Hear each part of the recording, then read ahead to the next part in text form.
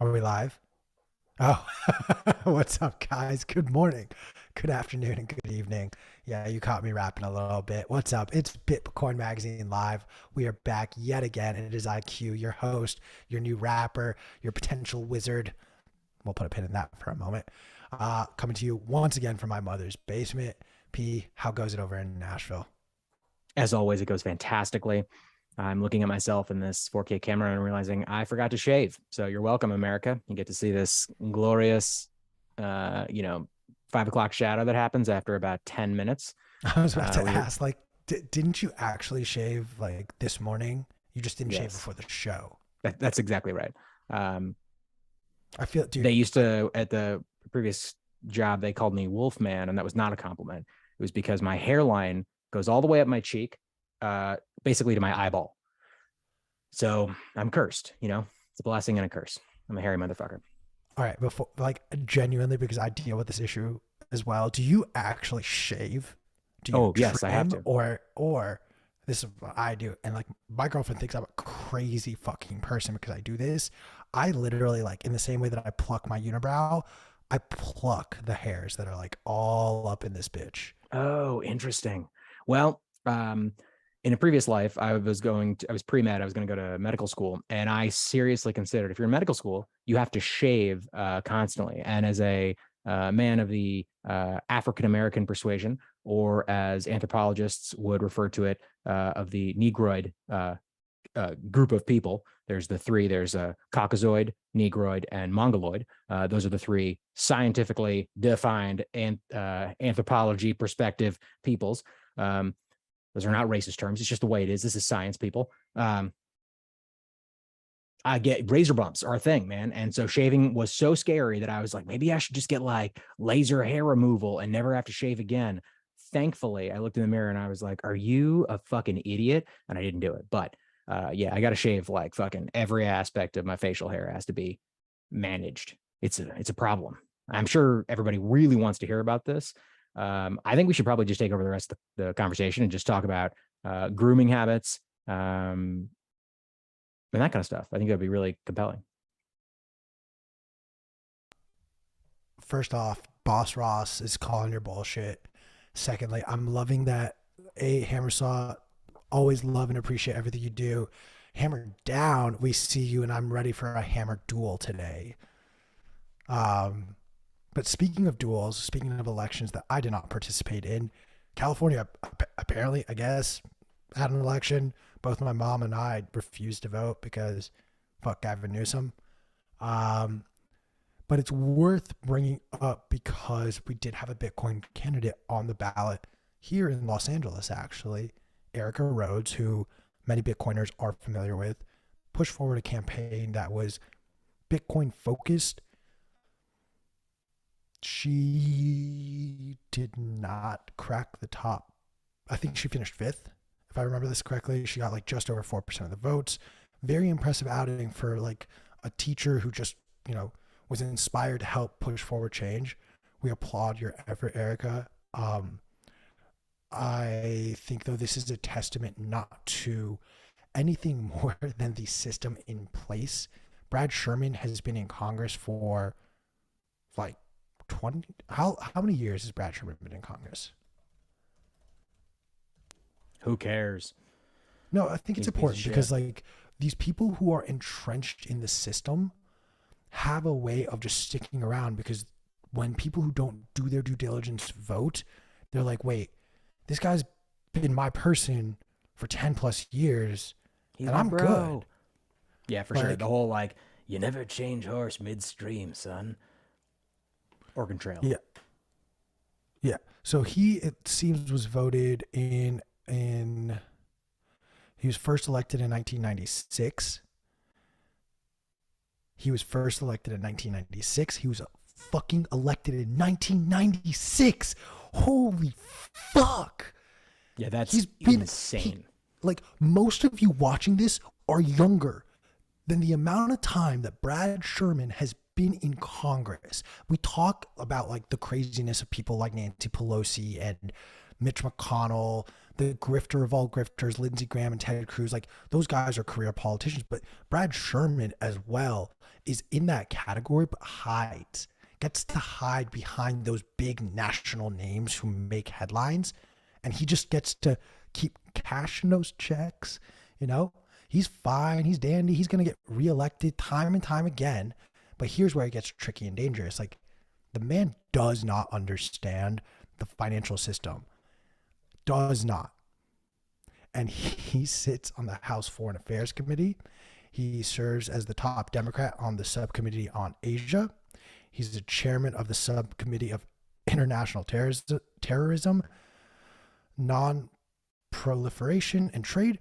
And he's also a senior member of the Financial Services Committee. The last one really ticks me off because Brad Sherman is like one of the most anti-Bitcoin. Shut up. That's not true.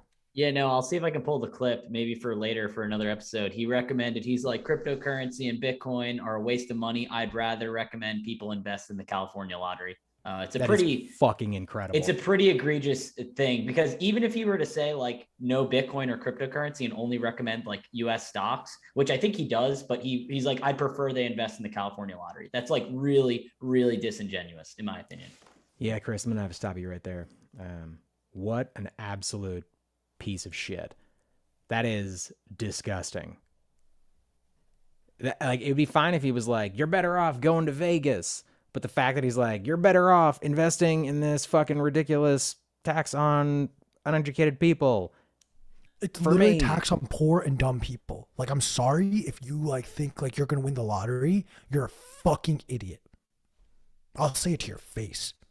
Like, there's never, in fact, just so you really understand how the money of these things works, guess where a majority, like, yes, as people buy more lottery tickets, if no winner is found, the prize continues to expand. But not every dollar spent is one-to-one goes straight into the jackpot. This money lines these fucking people's pockets. The audacity of this man to tell you, no, don't take your money out of the financial system that I've benefited from. Put it specifically in a financial whatever that I even more,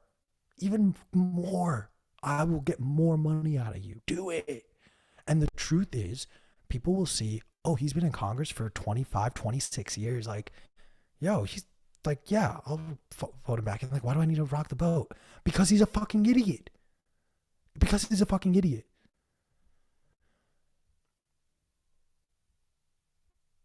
Like, I'm a little aghast, to be quite honest with you. I wasn't surprised that Erica didn't win.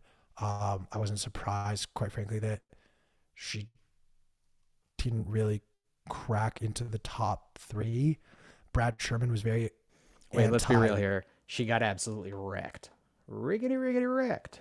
She did, but like, I want to caveat that because she did get over 4% of the votes. And this is someone who has never run for public office. Her full-time job is a teacher. She started campaigning back in like October. Yeah, you're right. That is quite, regardless. Like, yes, you lost. Yeah. You lost by a wide margin. And I'm sorry, Erica. But also, I applaud your effort. And I thank you for bringing things like Bitcoin into the front line of this conversation, despite Brad Sherman literally avoiding you because he's such a little fucking pussy. Excuse my language. Yeah, he's a piece of shit for sure. I guess one thing that was interesting for me is that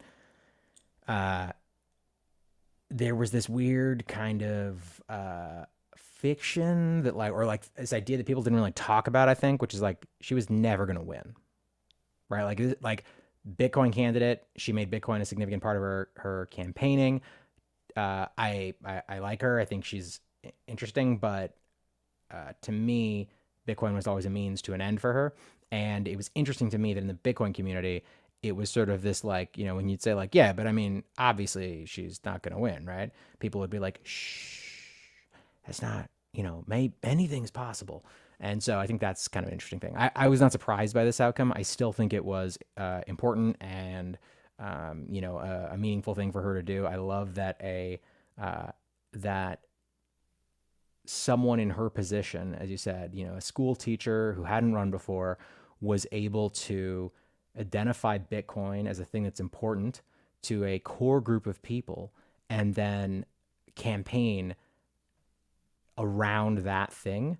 I think that bodes extremely well for the Bitcoin ecosystem. I think that it is a huge step towards the world that we are all eventually going to live in, where in the same way that we're seeing, you know, countries cater to and promote themselves to Bitcoiners specifically. This was a political candidate, not the first, but as you know, in an important state, who was doing the same thing. And I think that's fucking awesome. And I think you're right. This is still a significant accomplishment for someone to get 4% of the votes who hadn't run before, who just started recently running.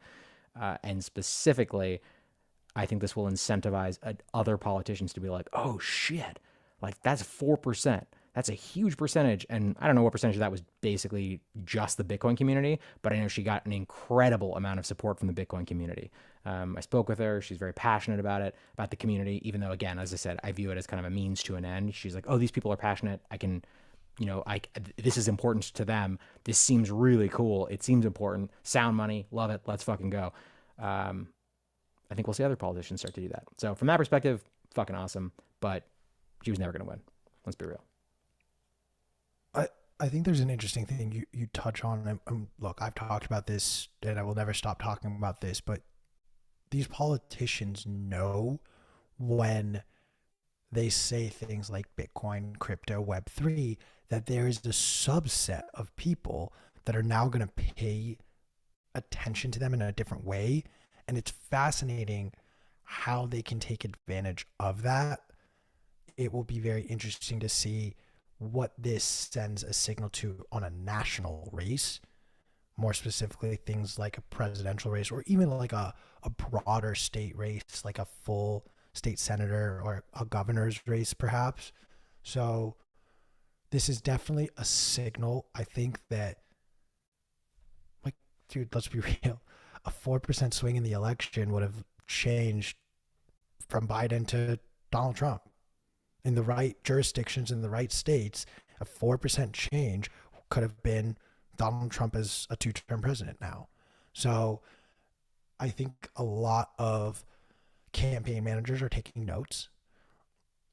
I still hold a heavy, heavy dose of skepticism for anyone who just starts spewing off Bitcoin catchphrases as part of their campaign promises without a clear or definite understanding of what needs to be done.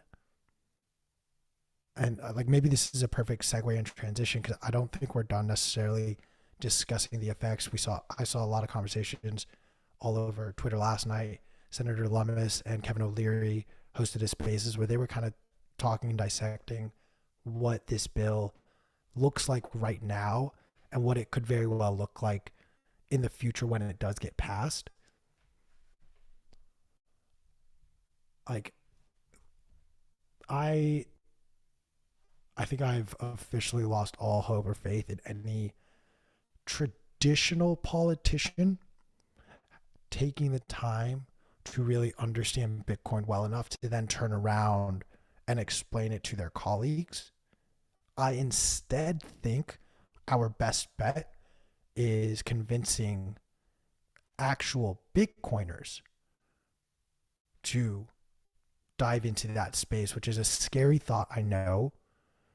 And I know that it's not necessarily something that most Bitcoiners are like excited about, but I think it's a viable thing because you're introducing someone who understands the technology and how it can work on a much deeper level rather than let someone who has just made a living off of like, what's the next thing that's going to get me reelected?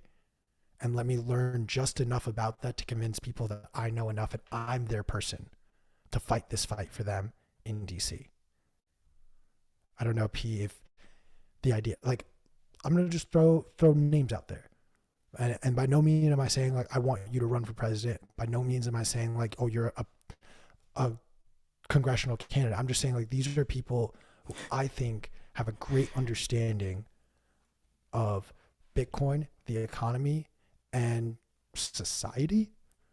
Like, I'll throw in Jimmy Song.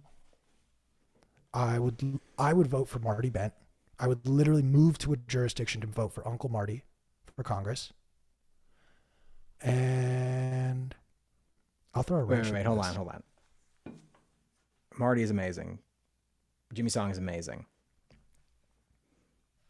Absolutely not, Alex. I do not need Brian Armstrong lookalike to be in people's forefront because Brian Armstrong for the dozens of people that are listening live right now.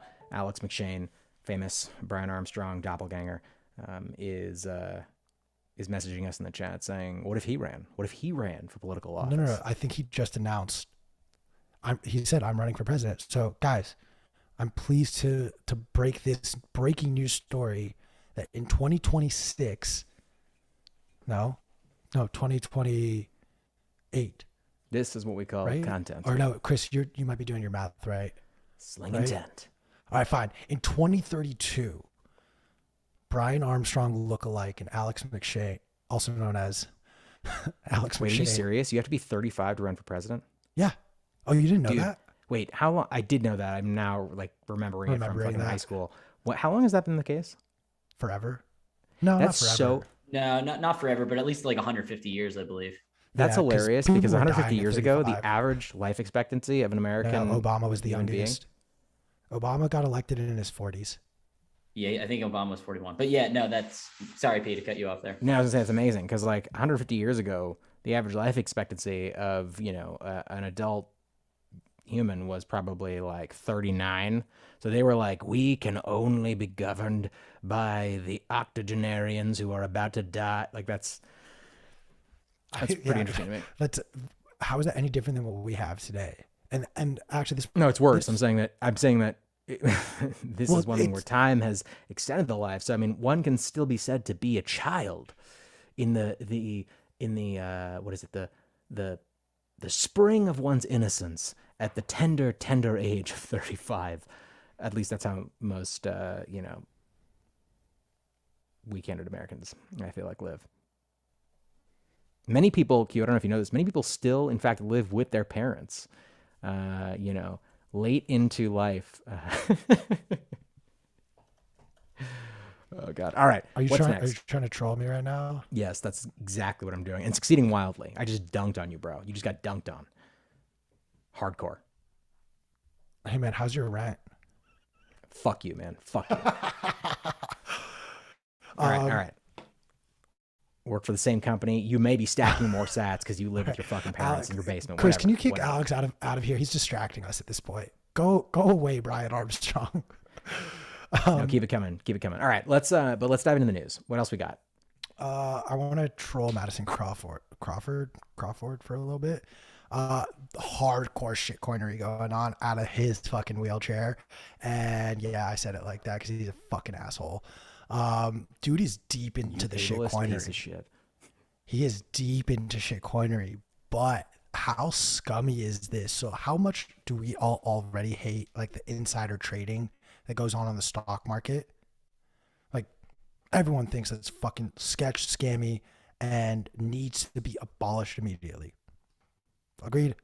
Cool. Apparently, Madison Crawford was buying and selling cryptocurrencies, which Congress is supposed to disclose, and was not disclosing. And I'm just sitting here like, I wonder why you're buying these tokens. I wonder how many of these founders and owners, how many of these VC firms that are backing them are padding your campaign financing. How much money have you gotten from these donors? So I think it's a very sus thing that, and I want to unlock a different part of this conversation to kind of bring it back to maybe what we were talking about a little bit with age limit, but initial thoughts to Madison Crawford just being a shitcoin, like a hardcore shitcoiner, and then not disclosing his shitcoin trades, which legally he is supposed to do.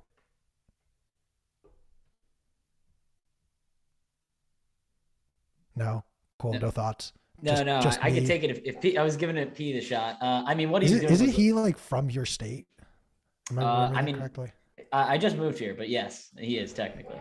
So I guess I voted him out, even though I didn't vote. So, but whatever. But yeah, what he was doing was illegal. I mean, not only not disclosing, it's kind of like we can talk about the morality of it, but like basically dumping cryptocurrencies on retail. I mean, we talk about that all the time in the show, and especially being a sitting politician. And to Q's point, they were probably getting it. He'd probably tweet from his handle or be like, "Hey, I'm looking into buying this," and then proceeds to dump on it while not disclosing. So it's like kind of illegal and immoral in multiple ways.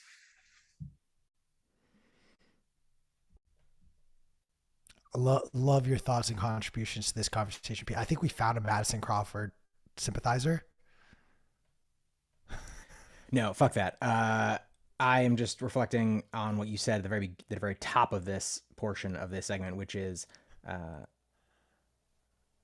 the idea that there's some type of like regulation that would prevent, that is in place, which you're right, is supposed to prevent these types of, quote unquote conflict of interest. And I was down this rabbit hole thinking about how fucked up the fact that there are certain things that are supposed to not happen that you supposedly get penalized for when we still have systems like the revolving regulatory door, which we were talking about, whether it was, I think it was yesterday or maybe the day before, which a lot of people have heard about, but basically where you go from being like a politician who sets laws to working in the industry you are supposedly regulating, and then you bounce back into politics. And this is a really common, I forget what the third leg of the stool or the third point in the triangle is, but there's like three, I thought, right? It's like regulation, corporation, something else. Anyway, the point is it's the revolving door.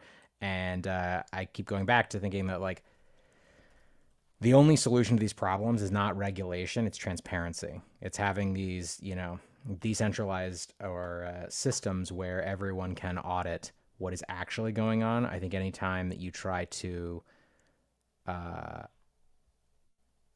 regulate these types of systems, or I wonder if whenever you try to regulate these types of systems, what you end up doing is just creating opportunities for the people that have the most power to capture niches that only they are able to capture. And I'm having a hard time imagining a situation where that wouldn't be the case when it comes to the US government. Decentralized power gets abused. So people tend to make rules that benefit themselves and their cronies. I mean, it's rules for thee and not me, right? Mm-hmm. But I think we should expect that. I think instead of the solution being, hey, look, let's like create a new system of laws that's gonna make it, you're gonna get the finger wag if you do this wrong. But if you're a homie, like you're Christine Lagarde style, you just you get found guilty, and then it's like, but you feel bad, right? You feel bad? Okay, you feel bad. No problem. No jail time. No repercussions whatsoever. Here's your position back. I think that's what we need to expect. And I think that when we demonize individuals, it actually kind of opens the door for this to continue, because by saying like this specific person is a piece of shit, which I may or may not have just said I did. I think if we don't address the actual systems that are involved, and we don't view it from like, these are just people who are acting in their own best interest because this is what the incentives drive them to do, I think we will continue to see these outcomes. I want to present one last question, and then we will be joined by the wizard himself. But, we talk a little bit about this age limit. You see politicians on both sides of the aisle, Madison Crawford on one side, AOC on the other, like very young politicians in their own parties on arguably the extreme ends of each party. And I'm curious how you guys feel. Like, I think it was last year when all of the big tech companies had to go and like do hearings with Congress, and the congressional leaders are like older than our grandparents and asking questions that our grandparents would ask about technology. And it's like, okay, you don't even know what you need to ask these people, let alone what you want or need from them. So like, while we have an age minimum,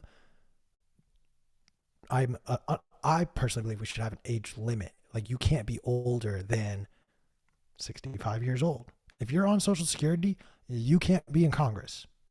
Like, what are our thoughts? Is that not giving representation to a certain subset of the country, or is that like a viable solution to the fact that you have people who like don't even understand what the fuck the internet is, still making decisions on how the internet should or should not be regulated?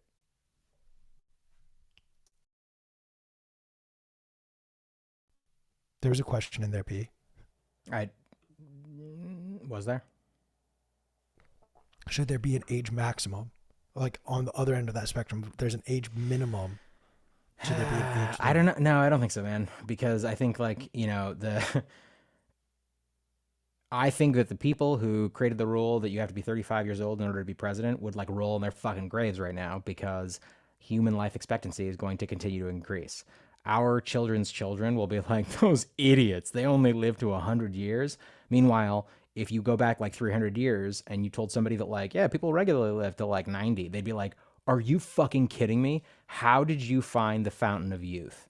And so like, I think if you try to set age limits, it's just going to like backfire. So no, I actually don't think that there should be age limits. I think people's mental faculties at different ages is very different. It has a lot to do with lifestyle, genetics, what they do with their time, and whether they keep their mind sharp. So I actually think that it should be like, again, this is like putting the lie to the thing I just said, or contradicting it anyway. But like, I would love to see it if in order to be a fucking president, you had to do a set of cognitive tests. Now, again, I don't know what those tests would be, so they would be unbiased and fair and wouldn't just, again, create this type of, the wrong term, but like a regulatory capture.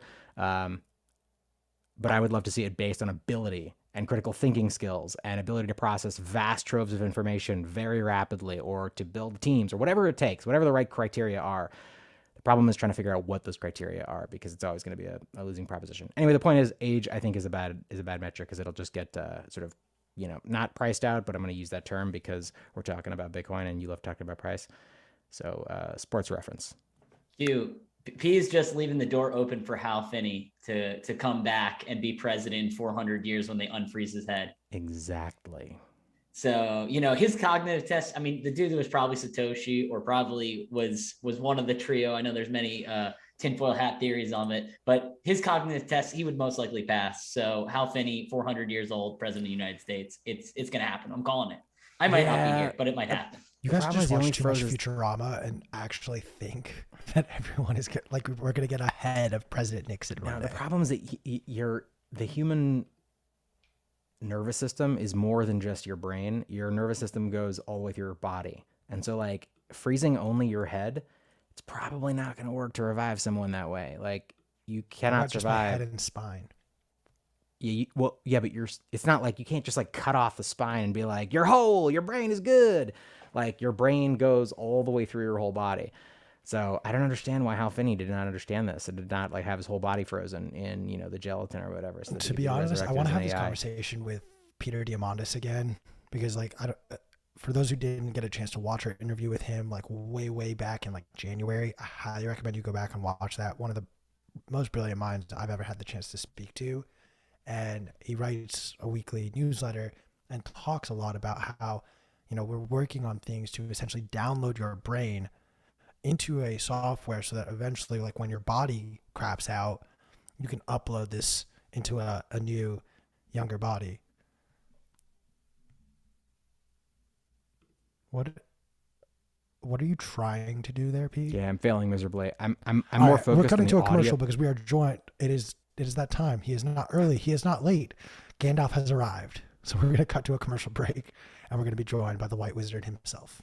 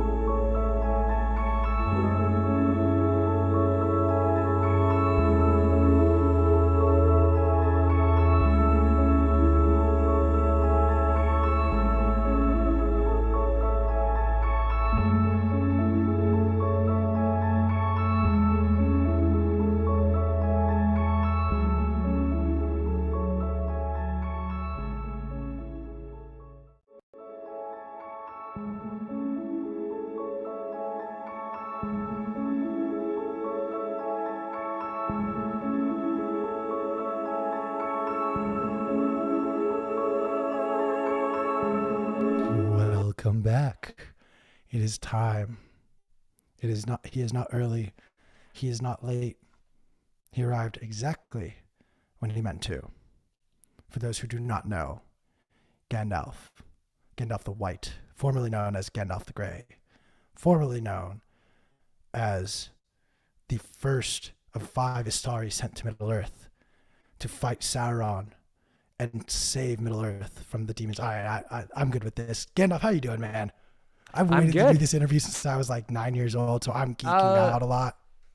Let's go. You know, but how do you know I'm the real Gandalf? Because I met Nick Carter the other day and I introduced myself as Gandalf.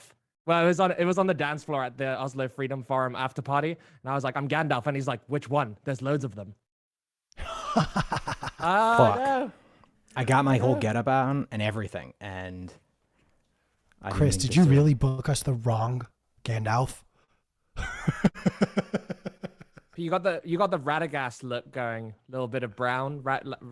Radagast the brown, right? That's right. That's right. I tried. I just want to, I want to show you my wizard staff. I know you have one that you're probably, stroking under the table, but here is the one that I made for our session today. It's a staff of power, and it represents sovereignty and Bitcoin and freedom. It's a big wrench that has some open dimes hanging off of it, and also a bunch of knives that I expertly, in the fires of Mordor, attached to this wrench, aka I taped them to the back, and this is gonna prevent people from trying to steal my keys. So, Mate, it's gonna. I thought you were gonna turn that around. It's gonna be like expertly welded on, but I like the duct tape as well. yeah, it works. It does. It does. Solid. I won't be stealing. I won't be trying to steal your keys. How mad was Saruman when you told him about Bitcoin? Like, did he try to kill you, or did you orange pill Saruman? No. Have you guys not seen Fiat Saruman on Twitter? No. Yeah. He roams about. What? He roams This about. is a thing? Yeah, he always replies to he doesn't always reply to my tweets, but he often gets involved, especially if there's a mention about Christine Lagarde or Janet Yellen. That's like his dream threesome, to have Lagarde and Yellen at the same time. So Shit. yeah, so he jumps in there when we talk about her or them. And I think like if you look at his follow list, he only follows like the Fed, the ECB, Janet Yellen, Christine Lagarde. Just all smoke shows. I've now exactly. okay. We're gonna go down this rabbit hole because I think in the same way, like if you say the boogeyman's name enough time, if we say Fiat Saruman, I think he will appear. But like let's talk about this dream threesome. You could pick Janet or Christine Before to we go do down that, first. let's introduce our esteemed guest to the audience. Gandalf, can you tell the people who are clamoring to know who you are, what you're about, and what your relationship to Bitcoin is? Yeah, sure. So I'm kind of here by accident, actually. I used to own I still do own a business that I'm transitioning out of, and in that period of transition, I managed to get some downtime, and I was listening to podcasts, and one of the podcasts accidentally slipped me the orange pill, and I had a bunch of free time on my hands. So I just kind of went down the rabbit hole, made this account, and a year and a half later, here we are.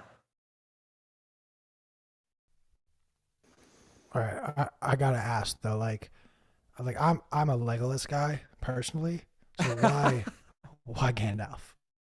I 'Cause, think like Legolas, dude, if you didn't think that Legolas grabbing the Urukai's shield, sliding down the stairwell at Helm's Deep, and just was the most badass scene in Lord of the Rings, like you just have no style, sense of flavor. No, I mean, everyone reveres Gandalf, right? He's the savior. He's the most powerful person in the whole of Middle Earth. Well, that's the sense I got. You think Gandalf is more powerful than Sauron? Like, if Gandalf was more powerful than Sauron, he would have just walked into Middle Earth. Well, I mean, like the whole thing doesn't make a lot of sense, does it? Well, The story. you know the whole thing that the piece of advice that you tried to give Frodo before you got sent down to fight the demon in Fellowship. I literally just watched all 3 of the extended edition movies with my wife because she'd never seen Lord of the Rings, and I can't remember what I said to Frodo. You said, it was out of your mouth, You said fly, you fools, and then you let go. Oh, I thought you meant, fall. yeah, no, of course I know. I thought you meant like before we went in the cave. Yeah, yeah, of course I know. Fly, No. fly, you fools. Of It's course. like no one was listening. No one was listening. They literally went the longest, hardest way possible. They didn't know what they were doing. So other than, convincing them all to fly, like how would you have taken Frodo to Mordor? Yeah, I probably would have ridden on the back of the Nazgul because I could do that. So I probably would have just ridden into more. Well, ridden. I guess you can ride them. Yeah, you ride a Nazgul. Ride on the back of a Nazgul. Balls out. BD energy. So let me ask you this. What do you think would be more powerful for Gandalf to possess? Over 50% of the network hash rate or the Ring of Power? Definitely over 50% of the network hash rate. And what would Gandalf do with over 50% of the network hash rate? Divvy it amongst the plebs. I'll feel this. We've got to decentralize it. No, you remember that Gandalf never wants to. He could have taken the ring, but he never wants to because he knows that it's too much responsibility for one person. So I feel like it would be the same thing with 51% of the hash rate. I completely agree. I think if he could resist the power of the ring, he would absolutely be able to resist the power of 51% of the hash rate. Yeah. Plus, I mean, even if you have 51% of the hash rate, there's not really any incentive to attack the network. You're still just incentivized to be well, I guess like economically, rationally, you'd be incentivized just to act normally instead of trying to attack Bitcoin because you have 51% of the hash rate. So presumably you have a lot of Bitcoin, or you can have a lot of Bitcoin. Yeah, I like how you're speaking about yourself in the third person as someone who controls 51% of the hash rate. I'm curious. I have another question that I'm stealing this. I'm stealing this from Canadian Bitcoiners, but I'm making it a question. But I loved your comment. Which shitcoiner is Gollum, and why is it Richard Hart? Is Richard Hart Gollum? I think he's unimaginable. No, he's worse than Gollum. He's something that we can't. He's such a slime ball that we couldn't possibly come up with a character that to sort of represent him. Yeah, he Gollum is the epitome of slime. So it's just you can't make up a personality like that.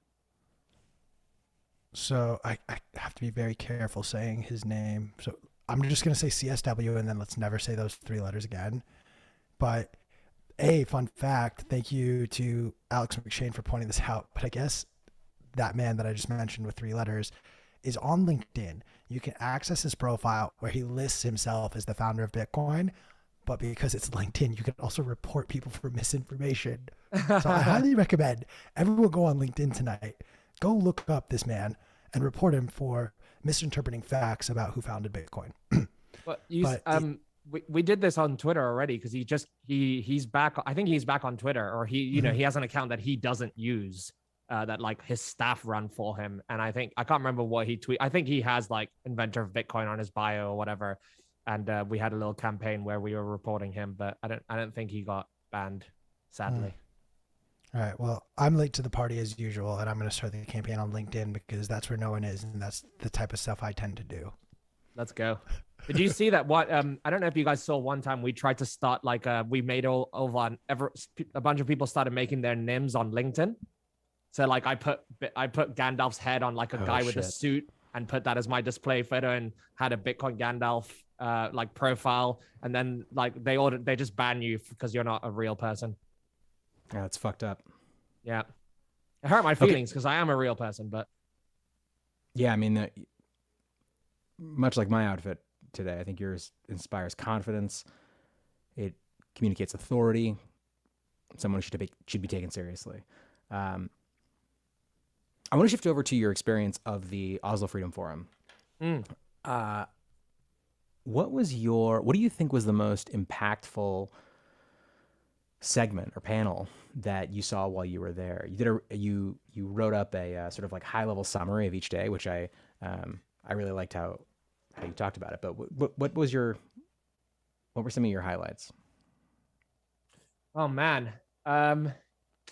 I think the one that hit me the hardest was so on day three was like the day three in the afternoon was when we went to another sort of venue, and it was mostly just Bitcoin stuff. Much smaller, so less people, mostly Bitcoiners, but a few people who were there, for the human rights freedom side and didn't know much about Bitcoin. And there was this woman who stood up, and I can't remember if she was from I believe she's from a Latin American country. I can't remember the country. But yes, basically it was like a Q&A section after Rockstar Dev spoke about BTC Pay Server and use it, setting that up so people can receive donations, like activists can receive donations in Bitcoin. This woman put her hand up and she's like, "Can I have 3 minutes of your time?" And I was, I think at first everyone was like, "Oh, she's gonna like, I don't know, try." She's gonna like talk about, I don't know, she'll like her cause or like something, right? She got up, and it turns out that whatever country she was from, I don't want to try to guess because I don't want to get it wrong, but it was a Spanish-speaking Latin American country. Basically, people who were running for president there, so presidential candidates, had 10 presidential candidates had all been arrested by like the existing president. Holy shit. And then it turns out one of them was her husband.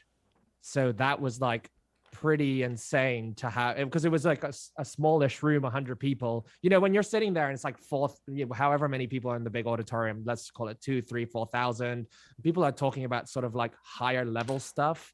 Yeah. But like to be so close physically to this woman who like was brave enough to say like, can I have 3 minutes of everyone's time? And she told us the story, and she wasn't even like, help me get my husband out of jail. She's like trying to raise awareness for all 10 people who've been arrested. But it must be horrible. Imagine, like, I don't know if any of you guys are married or have girlfriends or whatever, but like, imagine someone that close to you getting arrested for running for president of their country. That's a lot to deal with. And then I thought she was amazing, just coming up and telling us the story, and she wasn't shilling like, give me some money or whatever. And I think somebody's gonna set up for her to get BTC Pay Server put on her website so she can raise money in Bitcoin. But that hit me hard because I thought about my wife, and I thought about like how, imagine if I lived in a country and she was running for president and she got thrown in jail. What a crazy situation to be in. Wow. Yeah. And what was the context for, like, was she basically, you said she was just speaking to her experience and the challenges that she was facing, and that, people who were trying to embrace, a democratic process were experiencing, or how did it relate back to Bitcoin? Yeah, I mean, she was just really quick, because obviously she said like, can I have 2 or 3 minutes? So she didn't really shill or speak that much, but she just said like, I'm from X country, the sitting president has arrested all the presidential candidates there, and one of them is my husband. Then she was saying that we got her website up, where like, I can't remember what the website is, but we can probably find it. Her website was about those people and trying to raise awareness and trying to get them out of prison, basically. And then we sort of talked to her about Bitcoin, and somebody is setting her up with BTC Pay Server on her website to raise funds. Wow. Because I mean, like, for her to be going around, like, if they're arresting her husband, they can easily arrest her. I don't even know. Can she go back to her home country and even like visit her husband? Probably not. Like, if she's going around raising awareness, if she ever goes back to that country, she's probably going straight to jail as well. And I think they were worried. A lot of people are worried about raising funds like with fiat rails, where it's PayPal, credit cards, because they feel like they can get traced back. So Bitcoin serves a purpose for them in terms of being able to receive, anonymous donations. For all intents and purposes, like, if people are using non-KYC Bitcoin, it's pretty much anonymous. Yeah, I mean, one thing that I think is really, I think a lot of people that are in the United States and in parts of Europe don't appreciate is if someone can control your money, they can control almost every aspect of your life. And I know, I'm sure this was a significant part of the financial freedom track at Oslo, but I think I find myself having to like remind people that like, hey, like you take for granted that the money that is in your bank account is yours, quote unquote. And that if you need it, you can use it. But as we're starting to see more and more in, kind of Western free countries, that is absolutely not the case. I think the most recent example is probably the stuff that happened in Canada with the Canadian truckers, where basically the government was like, it is illegal to financially support these truckers because we say so. And that's super fucked up. And I think that more people in the Western world need to start understanding that that is coming for all of us. So it's important to care about these stories, not only because they're human stories and we can relate to these people, but because this is going to affect all of us within our lifetimes, and we're all going to be experiencing those types of financial risks. Yeah, absolutely. I couldn't agree with you more, and I couldn't agree with you more on the fact that like 99.9% of people don't understand that that's the case. And it's becoming, every day that goes by, every day that we get closer to a CBDC, like that problem is it's close to being like 1,000x worse. Yeah. And I think it's like, I guess what I'm trying to say is like, I think a lot of people, again, I'm biased, right? I'm in the United States. I think a lot of people hear that type of story and their experience of it, or a lot of Bitcoiners, and their experience of it is, wow, that's a terrible thing that happened to this person. I feel empathy for them, but I'm not worried about my own security. And I think we need to shift that mindset, more of that mindset to like, as all of us are, very in favor of, like, get your money, get your Bitcoin off of exchanges, because that's just a keystroke away from not being yours anymore. You could be this person, not tomorrow, but maybe a week from now. Yeah, and I think we need a Bitcoin circular economy to build up before CBDCs come in. Because if we don't have that, how easy is it going to be for the government to say, sorry, you can't buy Bitcoin with CBDCs at all? So, yeah, we need to be able to have there needs to be a big enough marketplace of people who accept Bitcoin for goods and services that there's enough stuff for Bitcoiners to buy without needing to interact with CBDCs. Having said that, like, how much, I often wonder, like, how much of a world needs to be onboarded so that we can avoid a catastrophe that, we can't shield ourselves from just with Bitcoin. If enough of the world doesn't onboard to Bitcoin, I don't think that it makes that much of a difference for Bitcoiners to have it, because we need to live in the sort of functioning society, right? We need to be part of a functioning society, unless, you get your citadel that's completely isolated from the rest of the world. But I just don't see that scenario playing out very well. How do you make the distinction? By the way, please, Q, feel free to jump in here. And also, Gandalf, if there's other directions you want to take this conversation, please feel free to be like, hey, I want to talk about X, Y, and Z. But I'm curious, we spoke with, Caitlin Long yesterday, and, she was talking a lot about, understandably, she's very focused on the regulations that are around Bitcoin and operating as a, custodian and as a bank around Bitcoin. What is your perspective on, people who hold, Bitcoin being on exchanges, people not holding their own keys? How do you feel like that factors into this hyper Bitcoinization that we're all trying to achieve? Like, do you subscribe to the idea that, like, truly not your keys, not your coin? Obviously, we all know, like, if you don't have your keys, you just have an IOU.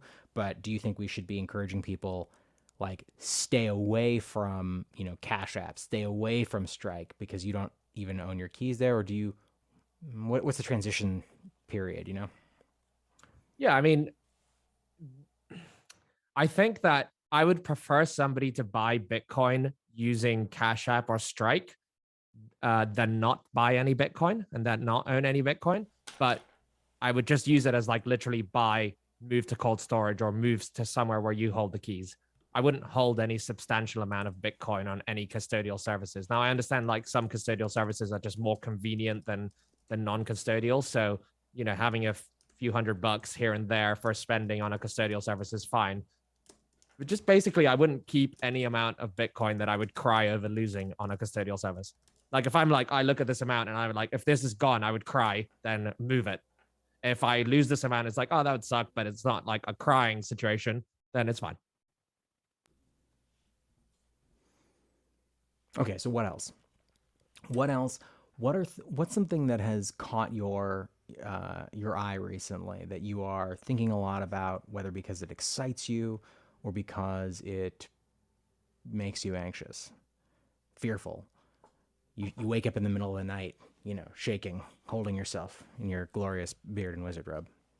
I mean, nothing makes me like, I guess we can go down some like really dark paths in terms of talking about like, you know, government and what they can do if they control the money and fiat currencies and all that kind of stuff. But I guess maybe I'm like kind of in the same position as a lot of people where it's like, I think I recognize those things are possible, but perhaps don't see them as like going to happen tomorrow or next week or next month.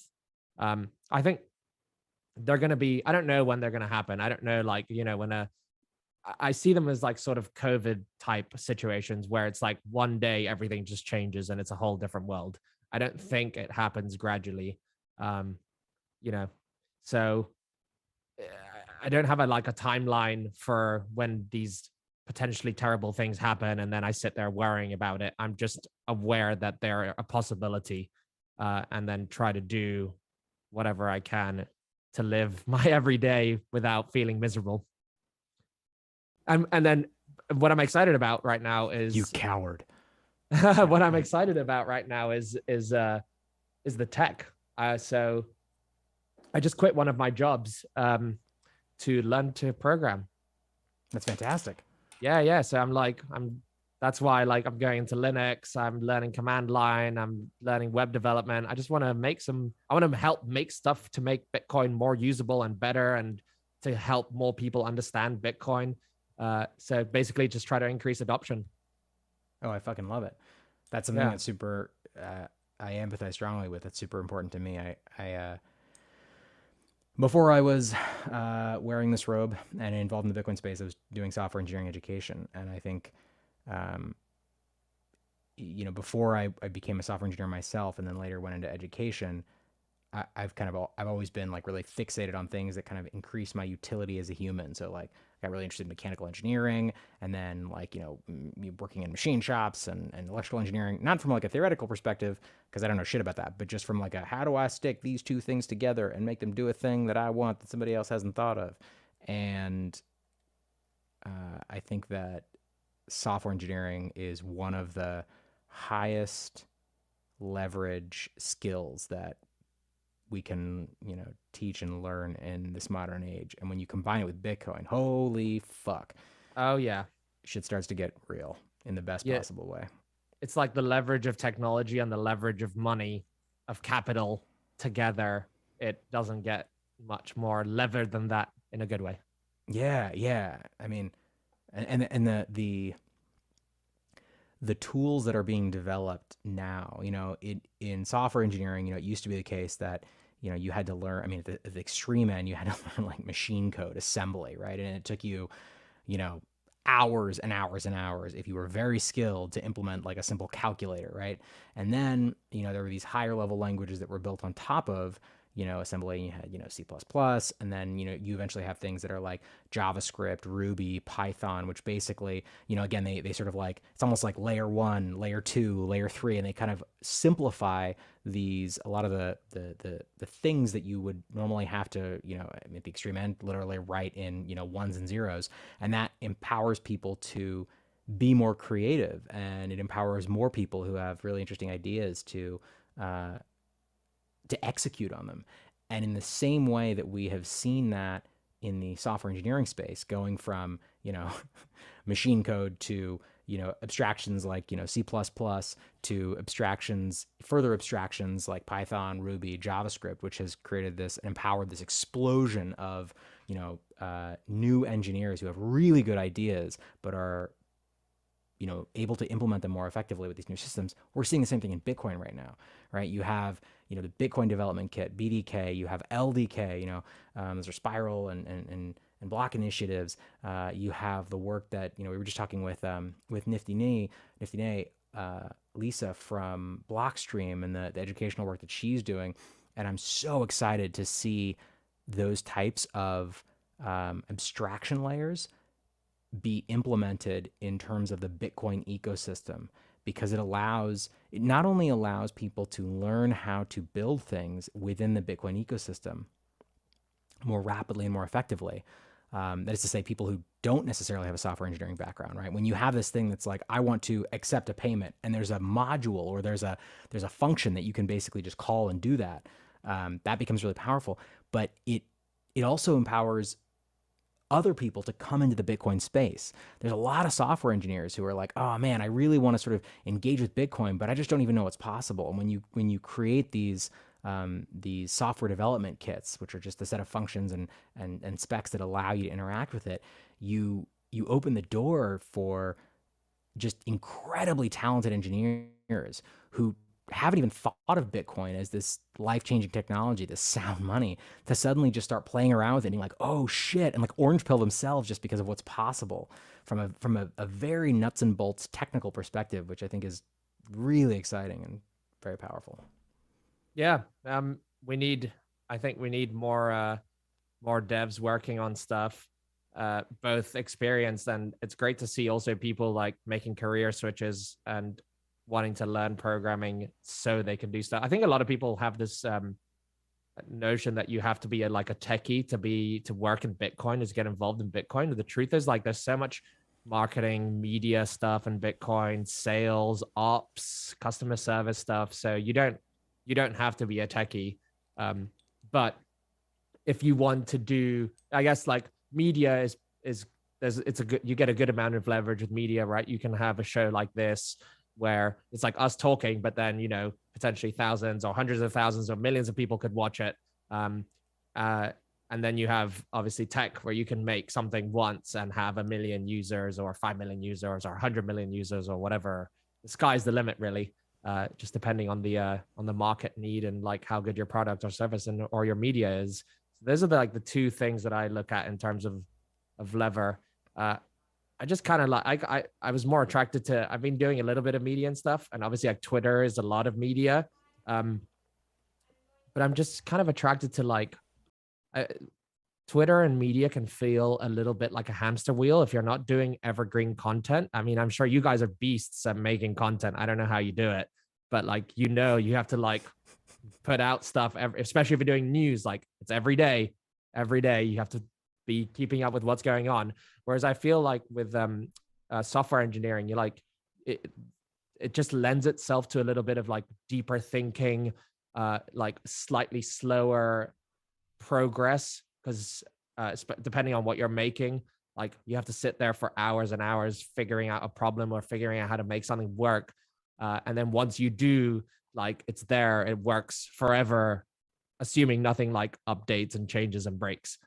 Whereas like media, and like I said, unless you're making something evergreen that's going to last, like it's going to be relevant for 10 years, which is really hard to do in media, right? It's really hard to make something evergreen. That's why there's only like one Bitcoin standard and like other such things. Yeah, I felt like media was a hamster wheel of like, you have to keep going, you have to keep going, you have to keep going. What you did yesterday, like especially with news, yesterday's news, nobody's going to like watch a news show from a week ago kind of thing. Like, so you have to keep making stuff.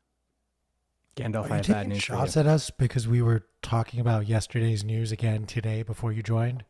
I was. I'm just busting balls. I was desperately trying to fix my internet, so I didn't catch the beginning part of the show. I will say, as you know, a news program that goes every day or at least 5 days out of the 7 of a week, especially in a bear market, it seems like the news is just slowed down. Yeah. And so it can be, I think, trying at times, to say the least, to like keep the excitement and engagement, because while we're in this bear market, this is that moment of capitulation for those who don't have the conviction to stick it out. This is the moment where those who are curious enough have now more time to dive down the rabbit holes and educate themselves on all the different aspects. You bring up a very, very great point for someone like me, who is like the least technically savvy person, quite possibly in the Bitcoin space, who has to like have Zoom explained to me as though I'm like a 60-year-old boomer. And yet, like, there is a space for everyone in Bitcoin. Like, if you just want to work in recruiting, well, guess what? Bitcoin companies are trying to hire great talent, and they need recruiters to go find that talent. You have no technical background or understanding. You're a salesperson. Well, guess what? There's sales all across the board, across this entire industry, within each and every single company. Whether you're selling to businesses, whether you're selling to individual customers, or whether you're selling to like mainstream media. Like, there's sales is always a component of this. So we don't need to go down this, but I want to use what you said and just remind everyone that do not be intimidated by the massive amounts of technology and the technological conversations that happen in this space. Like, there is room for everyone in Bitcoin, depending on what you do. They're artists, just pure artists, who all they do is draw Bitcoin art, or graphic designers and create designs, but they work within the realm of Bitcoin because they believe in this technology and what it can do. Yeah. I mean, the people who are creative are, I mean, I think every job has an aspect of creativity, but particularly like designers, writers, people who do podcasts. I think software engineers have to be quite creative. Like, I'm in awe of those kind of skills. I'm curious, on the topic of education, after attending Oslo and some of the conversations you had there, what were some things people were asking for that maybe surprised you? They were like, oh, interesting. Like, yeah, we should be doing more of this type of stuff to help people like you. I'm going to disappoint you, Q. I pretty much only spoke to Bitcoiners. And one of the things I was about to bring up is like what the Oslo Freedom Forum made me realize is that I think we can like preach to the choir all day long. Like, we can all sit here and like talk about Bitcoin. You're a Bitcoiner. I'm a Bitcoiner. We're all Bitcoiners. We all love Bitcoin, and we like beat the bush to death about Bitcoin. But it doesn't add that much value. Like, other than it's just like it's a pleasurable conversation because we enjoy Bitcoin. Like, I feel like something like the Oslo Freedom Forum was great because there was a lot of opportunities. Obviously, not for me, but for Bitcoiners to have conversations with people who aren't familiar with Bitcoin, but for whom Bitcoin could be a very powerful tool. And like, most of the people at the Oslo Freedom Forum were not Bitcoiners. Like, they were people who probably like think what the mainstream media tells them about Bitcoin. And I wonder like what we can do to reach outside of our echo chamber and speak to more like normies, or however you want to call them, no coiners. Right? No, you're not wrong. I mean, do you guys know the audience? Like, what's the audience for this, for like Bitcoin Magazine news? Do you reckon it's mostly Bitcoiners, or is it like, yes. Yes. It's mostly Bitcoiners. I would think like Bitcoin Magazine is like, I actually, I mean, well, yeah, I think it's probably, I would guess 60%, 70%, 80% Bitcoiners. But I think like the Bitcoin conference, so, you know, the head of programming for Bitcoin 2022, and that was something that I thought about a lot, right? There are a lot of different factors at play there, right? There's, you know, there's the sponsored content, there's sponsors, there's the people that are on the business side of Bitcoin, who are only interested in kind of the regulatory aspects, the legal aspects, you know, the business side of Bitcoin. There was the open source stage, you know, people who are like, I don't give a shit about any of that stuff. Like, I want to know the raw technical information. And so I think you're right. I mean, finding that balance and trying to like thread that needle is is really challenging. I think it's it is an ongoing challenge. I think one of the reasons that Oslo is so high signal is because it's, you know, Alex Gladstein has done such an amazing job of bringing Bitcoin into the work that the Human Rights Foundation is already doing, right? Because there's this mission that they have. And instead of it being about like Bitcoin is the coolest thing ever, which of course we all think it is, it's like, here is a problem that Bitcoin solves in a unique way that nothing else is capable of doing. Here is the problem that these people have. Bitcoin is a solution to this problem. I think that's a really, really powerful way to approach Bitcoin. And I think approaching Bitcoin from like using it to solve problems and bringing it to people who have existing problems, identifying those problems, identifying the ways that Bitcoin can uniquely solve those problems is so powerful. And I really applaud the work that Gladstein has done in that regard. Yeah, he's amazing. And I think like it's one of those things where it's almost like the problem that Bitcoin is solving there is like morally superior to other problems it solves. Like, you know, making people rich. A lot of people hate money. Like, have you guys seen that Mike Still guy who makes the videos? He goes around the UK and he asks people if they've heard of Bitcoin and like offers to give them Bitcoin. And there's there's a compilation of like the worst reactions or like, and it's like a lot of people who like saying, I hate money, or like money's evil, or money gives me the GP creepies, and like they associate Bitcoin. You know, it's like these anti-capitalistic, rich, powerful people are evil, and all that stuff, right? It's so sad. Oh, sorry, go ahead. What I was going to say is like, but when it's like, oh, you're helping people in Africa escape persecution from their government and like save their family's wealth and transfer it as they escape from tyranny. Like, nobody's going to be like, yeah, but it uses too much energy, innit? Like, you can't argue with that use case and like still diss Bitcoin or not agree. Well, that sounds like a good thing. But with almost everything else, it seems like the sort of the normie has this like negative notion of, or it's the other use cases are sort of easy to dismiss as like for moral or other reasons. Absolutely. I think that's one of the reasons you're right. It's so powerful because I think I'm just still reflecting on the statement you made, which I completely agree with, that so many people, especially like, you know, people that identify as millennials, or I don't even know what the fucking generations are called, but like, you know, I'm technically not a millennial because I'm too old for that shit. I'm an 80-year-old man. But you know, the generation that went through, you know,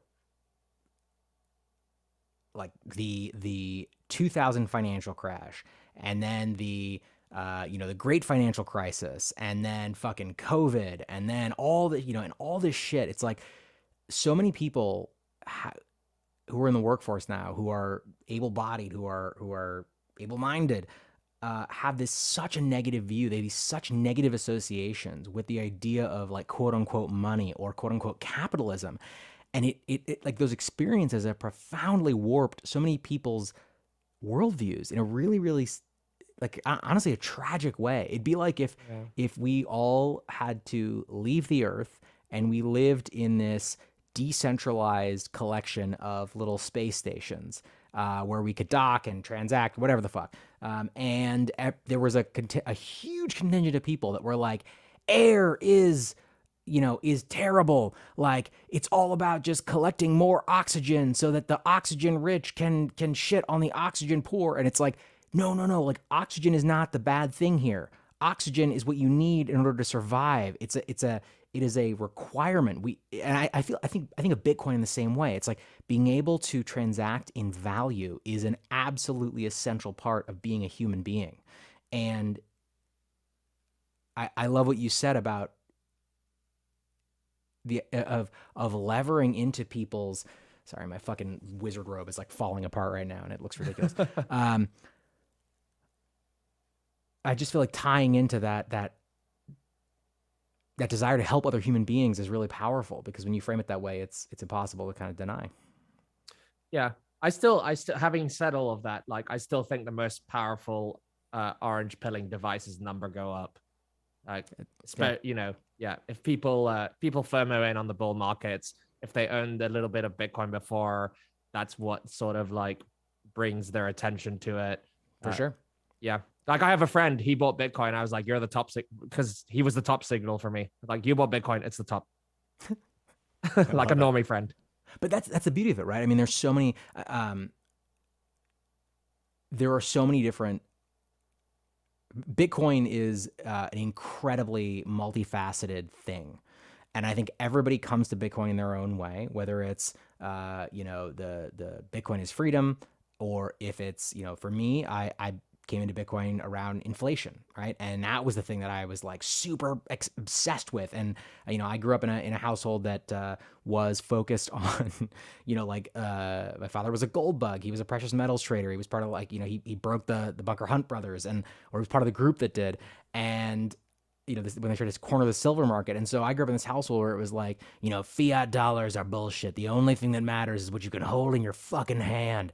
And of course, like that was, you know, absolutely not true. Gold is fucking terrible store of value over time, but, or at least in the modern age, but everybody comes to it in their own way. And I think it goes back to just solving the problems that people have in the moment. So you're right. Number go up is a huge and extremely compelling part of how a lot of people get into Bitcoin. You know, what is it? It's like, you know, you come for the number go up, stay for the freedom technology. And I think everybody comes to it in their own way. Yeah. Or come for the greed, stay for the revolution. Yeah. There you go. That's the better way of saying it. Right. But yeah. But what else? I think what else? Okay. Well, that was definitely my case. Like I bought some Bitcoin as an investment because I wanted to make some more, what I thought was money, but now I know is fiat. And it was having that Bitcoin that made me pay some attention to it eventually when I found the time. And then the thing that orange pilled me was Michael Saylor describing it as a monetary network of which you can own a piece. He was, you know, how he does his analogy where it's like Facebook's a social network and Apple's a mobile phone network and OS network, and Bitcoin is like a monetary network, and you can own a piece of the network by owning Bitcoin. And like, you know, money is the most in-demand good in the entire world. And if you can own a piece of the network that's going to become the money of the world, then that's a pretty valuable thing to own. Yeah. So that's when it was like, wow.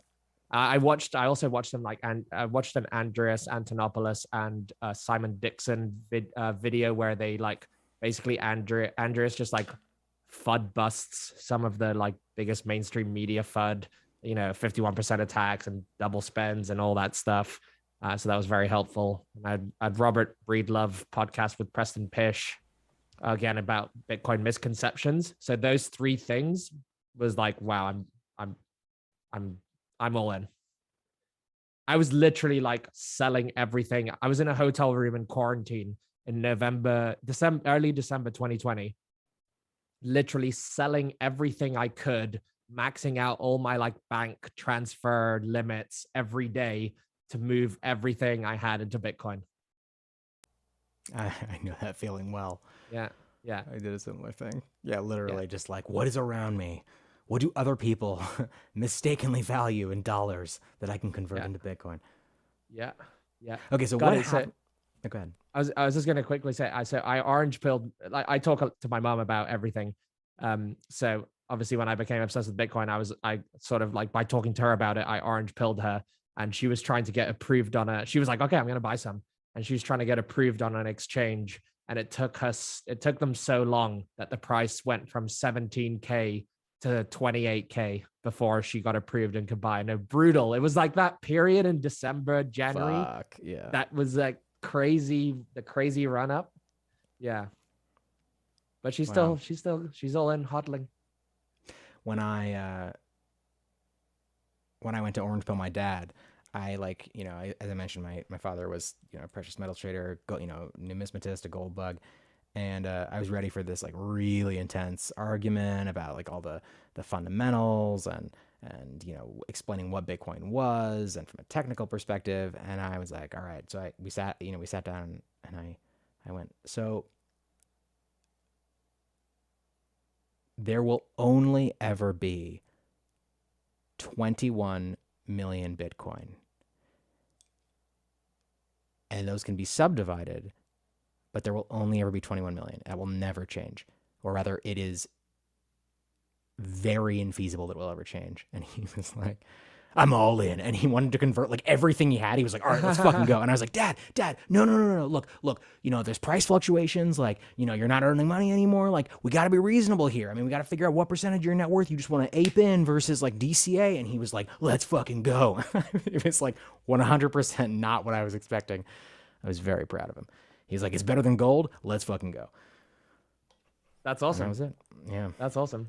Yeah. There's like, Bitcoin has all these little bits where like when you can just understand one of its like key features, and that's enough for you to like be mind blown. And then as you discover more of them and you realize like it has all these things, it's like, wow. Yeah. And those are the things that shitcoins sacrifice on that people don't understand, right? Yes. Like, yes. You know, okay. I don't know if you guys ever play like, you know, you play games where your character has attributes. And it's like you have a maximum of 100 points and you get to give it to like, you know, speed, agility, magic, whatever. And it's like, you can't take some off magic and give it to it. Sorry, you can't give some more to agility without taking it from somewhere else. And that's how I look at Bitcoin and shitcoins, except I like that. Shitcoins try to say like everything is the same as Bitcoin, but we have higher agility. It's like, no, you don't, you have higher agility maybe, but you took some strength away. Or like you have higher magic, but you have lower speed or whatever it is. Like the points can only be distributed in a certain way. And to add to one side, you have to take from another. Yep. Yeah. It's like when you're developing software, I forget what the three are. It's like price, speed, functionality. And you can only maximize for two, but it's a triangle. And you get to just basically, whenever you're talking about a feature, you know, you get to basically like, all right, like, do we want to do it fast, but it's going to cost 3 times as much? Do we want to do it well, but it's going to take, you know what I mean? You can just move things around. You just get to decide where you're putting it. And you're absolutely right. That's a great analogy. Yeah. I mean, I used to be a real estate agent, and I always said to my clients, like, price, size, and location. Pick 2 out of the 3. Exactly. I can get those for you. Like I can get you the right price that you want to spend for the property you want, but it's not going to be where you want it. Or I can get you like the right size in the right location, but it's going to be way more expensive than you're willing to pay. Right. So it's the analogy, like you can use it in various different fields, but that's how I like to look at shitcoins is like you're sacrificing something to make a shitcoin do something else different. I wouldn't even say better than Bitcoin, because like we're qualifying it. I would just say it's different. Yeah, I completely agree. I mean, it's the affinity scam thing. And if you move away from that, honestly, like I think a lot of people disagree with this. Like I wouldn't have such a problem with Ethereum and Vitalik Buterin if it was just an honest, like explanation of what was going on. If it was like, no, this is a speculative thing. It's like penny stocks back in the day. And like we're probably never going to ship Ethereum 2.0. But like, if you believe in that dream and you want to potentially be part of that thing, understanding that there's like hundreds of thousands of people that are in line way before you are, fucking get on board. It's just like a stock, you know? But it infuriates me when people present it as this fait accompli, like it was the world computer and then that broke. And it's like, now it's this thing and now it's ultrasound money. And then now we see like Vitalik, you know, getting ready to fucking, you know, rug pull everybody with his recent tweets around like, maybe this thing was not a reasonable expectation. So you guys remember, did you guys read Vitalik's April Fool's blog post? I didn't read it, but it was like super long. And it was like something to do with, it was like basically him as a joke admitting that like Bitcoin maximalists are right. And like, he kind of wishes he was a Bitcoin maximalist. So Walker, my friend Walker from the crypto couple or the BTC couple, I don't know if you guys have seen their videos. His theory is that it's like a double troll. Vitalik did that thinking I'm trolling everyone, pretending that I want to be a Bitcoin maximalist. But what he's actually trolling is that's how he really feels. but has delivered it on April Fool's, so people think he's just joking around. Oh man, I love that idea.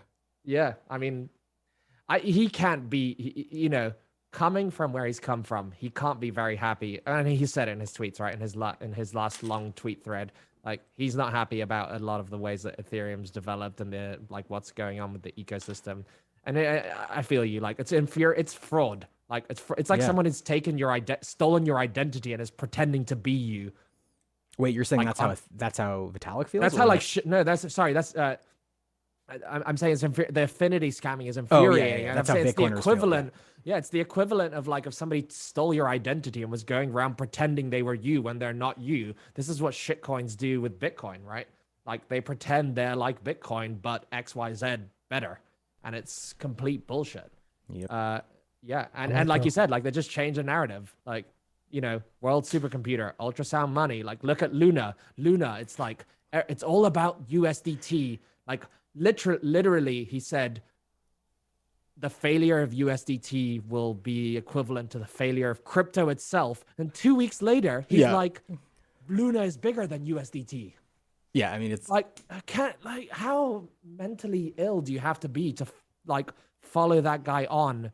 And like, it's a cult of personality thing, right? I guess like we've seen cults and like people follow people to commit suicide by drinking poison. So we can't be surprised that they'll follow someone on the promise of making a buck. I want to throw an idea that got presented to us by our very own Brandon Green. But this idea that Vitalik could eventually actually make I won't call it triumphant, but a return to Bitcoin and his work solely focused on Bitcoin.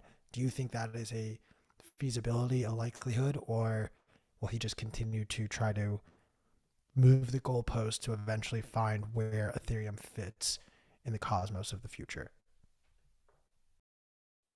That's a good question. I think, you know, I think right now he's probably too scarred by Bitcoin maximalists, and he's like quite, I guess, like he's very aware of Bitcoin maximalism.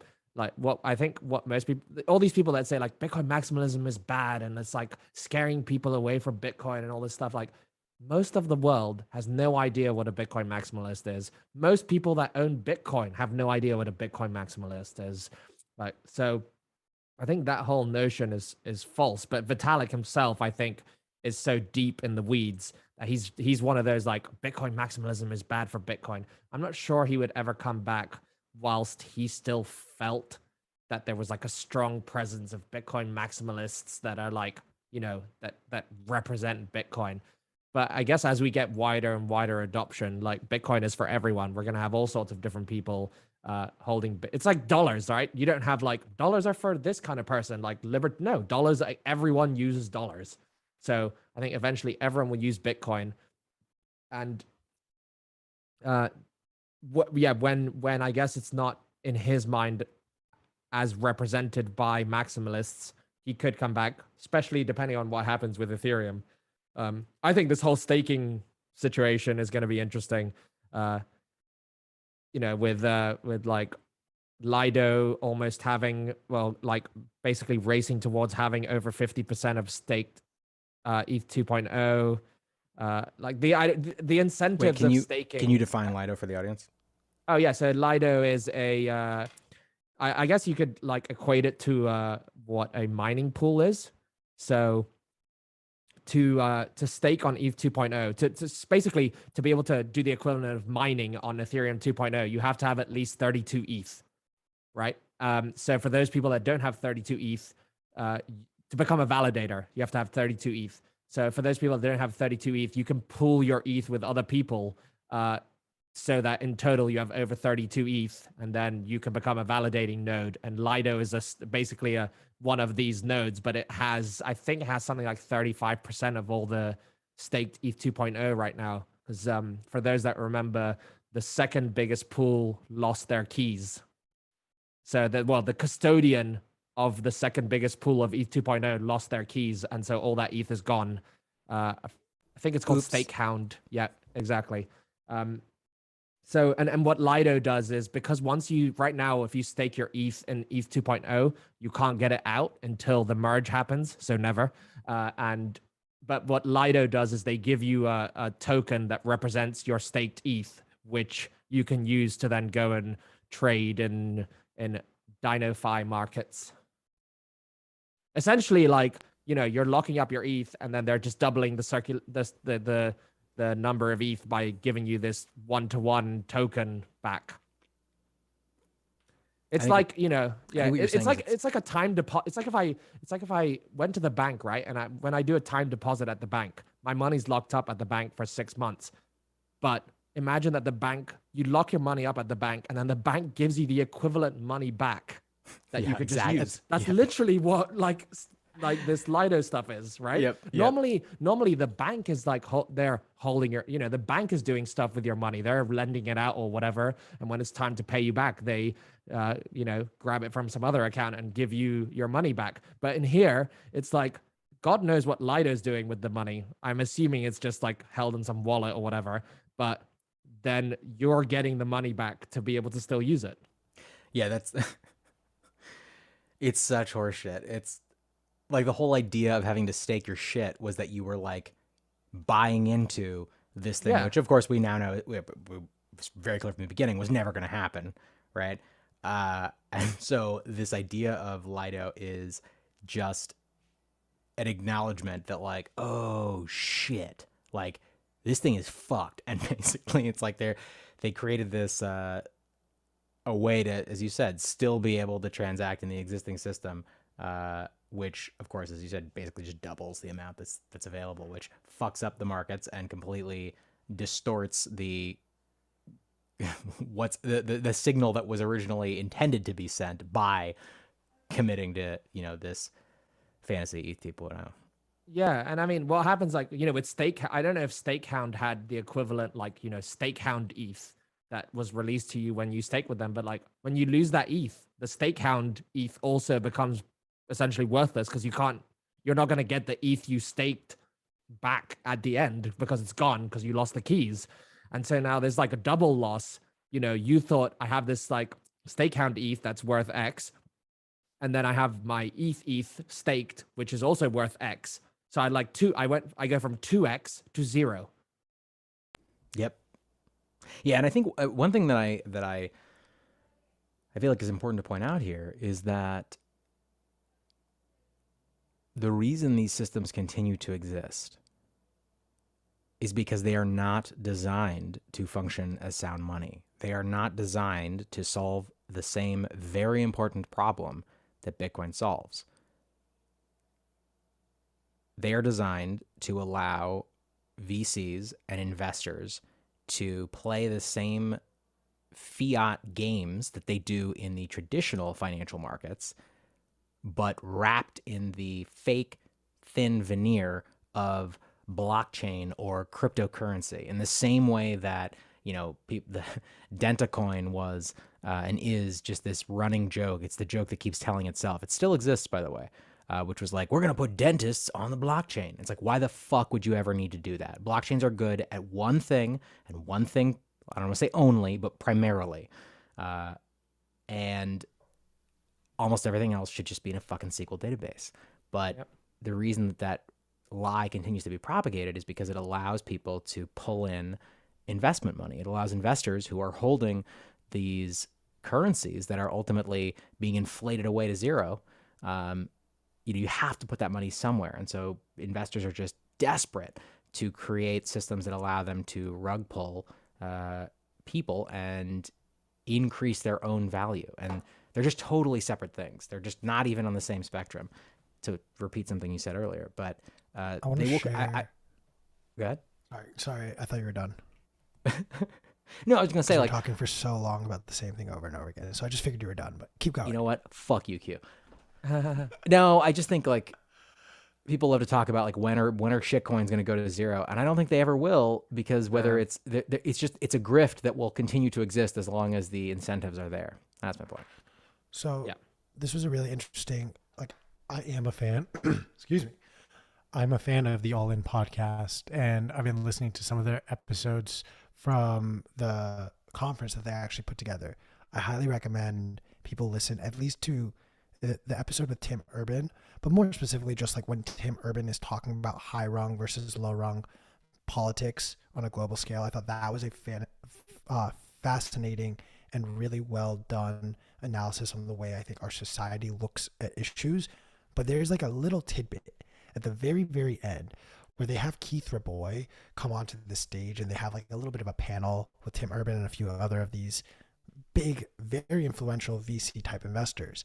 And they more or less go on a little bit of a tangent, admitting that the reason you see a focus and investment on things like altcoins and shitcoins is because there is an opportunity to make money that's no longer there with the likes of Bitcoin.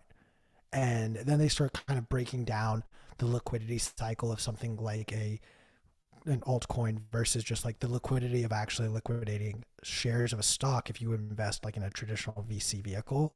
And they kind of talk about how you can liquidate this token essentially long before this project reaches its full potential of whatever it's pitched as, versus in an actual like traditional stock VC fund, you can't liquidate because, oh, like we're getting overvalued at this point, like let's liquidate to retail. No, you can only liquidate to other investors at a high cost basis. And that I think keeps in the VC vehicle, the liquidation, it's much more difficult. And you can get away with, I think, having a founder, having a company that maybe has not yet accomplished everything it wants to accomplish while still increasing the value of the company itself. That is more feasible because you can't dump onto retail. You can dump onto your fellow very well off, very wealthy individuals who have also invested based on the rules and criteria in place now, versus there's none of that. And so if the VCs all of a sudden are like, yo, we're Solana billionaires, the way David Sachs one day woke up and realized, and he was like, well, shit, hey, Chamath, you want to buy like $10 million worth of Solana off me? Hey guys, like I need to liquidate. Like, do you guys want $100 million worth of Solana? Like, I'll sell it to you for 50. I want to liquidate right now while it's worth this much. And yet Solana never reached its potential.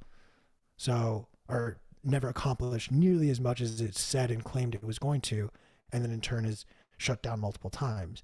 And yet David Sachs looks like a fucking genius, having invested early, having pre-mined all of his tokens, and then having liquidated it practically at the top, almost as if he knew this was the top. I mean, these guys have been through various cycles, so I think they can identify. They're better at identifying a frothy market, and I don't think they're as emotional. I think for a lot of people, like they're going all in, hoping like this is my one shot to like change my life or make some amount of money that I've never had before. He's already super rich. He doesn't need more money, so he's like, I could sell this and like buy a second private jet, or I'm already living a pretty good life or whatever. He's not doing like the lunatic, like, buy at 60K hot, like goal in it at 60, Regal mortgage your house, hope because you think it's going to go to 250K. And then, you're kind of wrecked when it goes to 30, which I bet it's happened to quite a few people. Like well, first of all, he would never do that, but he could do that and be fine. And he's also like, this isn't a this isn't a game changer for me. So it's like, oh, it's pretty good price now. I'll sell it. So going back to VCs and shitcoins, that you can't IPO a company. Well, in 99.9% of cases, you can't IPO a company unless you have a business with revenues and operation and you're delivering a good or service, right? But the opposite is true for shitcoins. 99.99999% of shitcoins don't do anything. They basically IPO without doing anything, which is the complete opposite to companies. And they're always like, the incentives are so messed up because the people working on the shitcoins get rich before they've achieved anything. So like a massive incentive, which is, financial or economic, goes away pretty early on working on whatever problem they're trying to solve, whatever problem like these shitcoin founders are trying to solve with their blockchain and their shitcoin. which I think is like they're going down the wrong path. They're trying to solve a problem that blockchain doesn't solve, or decentralization doesn't solve, and they're not even a blockchain or they're not even a decentralized blockchain. In which case, what's the point of a blockchain? But they do this because, like, your average person just hears that, and like they get like a nice marketing brochure and some nice promises of like harder, better, faster, stronger, and they put their money in because they're hoping to get rich. They're hoping to basically recreate the performance of Bitcoin, and the VCs know that if they come in to a project that's well marketed before it goes to the public, they can buy tokens at cents and then announce they've owned tokens. And because of their reputation, the price skyrockets and retail runs in because, if Suzu's bought Luna, it must be a good token to buy. I mean, the VC game is literally just in crypto. The crypto VC game is like build a reputation, and then all you have to do is like founders will come to you looking to sell you their tokens before they launch. You buy them at cents on the dollar, and then you associate your name. You say you've invested. The token launches. It's investors are Alameda Research and Jump Crypto and blah blah blah, and then you dump on retail.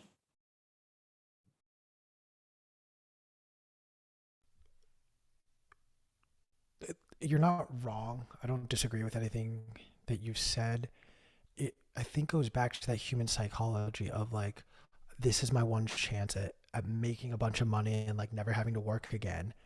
But I think for all of us here, I don't think a single one of us got into Bitcoin and like got into it because, oh, I understand money on such a deep level and Bitcoin is the best money. It's we found Bitcoin through one avenue or the other, and as we explored deeper and deeper, we educated ourselves about what money actually is and how in turn Bitcoin is the best version of money.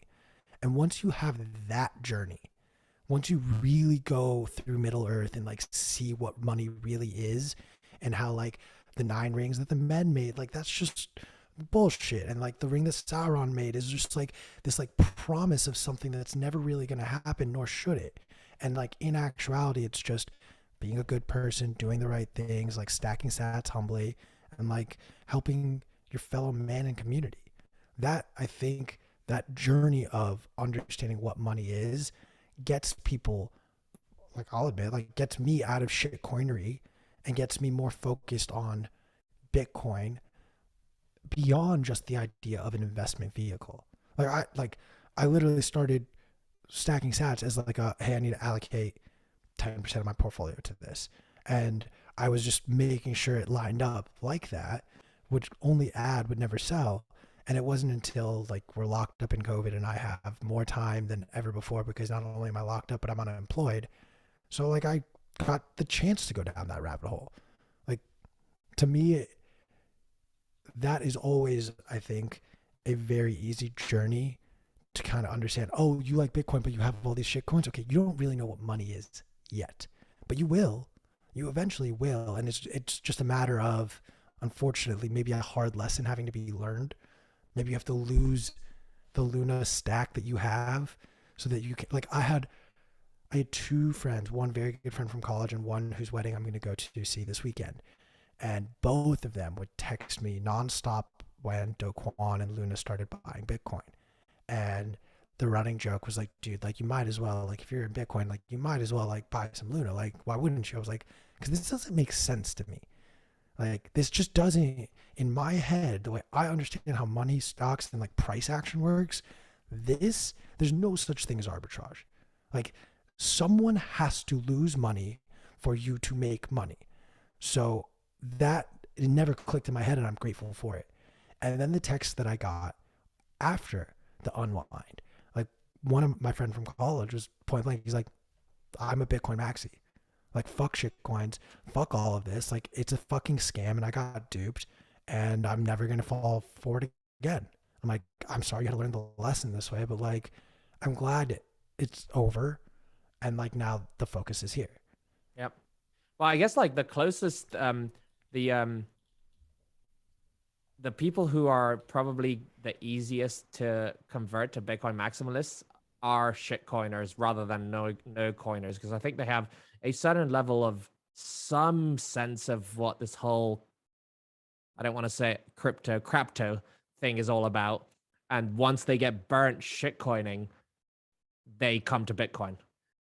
Whereas I think for like a normal, and I guess like what you call a no coiner, to get them to understand enough to be able to assess and like really grasp Bitcoin, that's a very, very hard thing to do. I think there's just so much information, so many different things they have to understand that your average person like just probably thinks, I think they can, but they think they can't, so they won't ever try. Yeah, they've already crossed over the idea of fiat is the enemy, and it's just now a matter of helping them see it the right way. So I want to present a question that, fine, you guys can paint me as an empathizer in this moment and this moment only.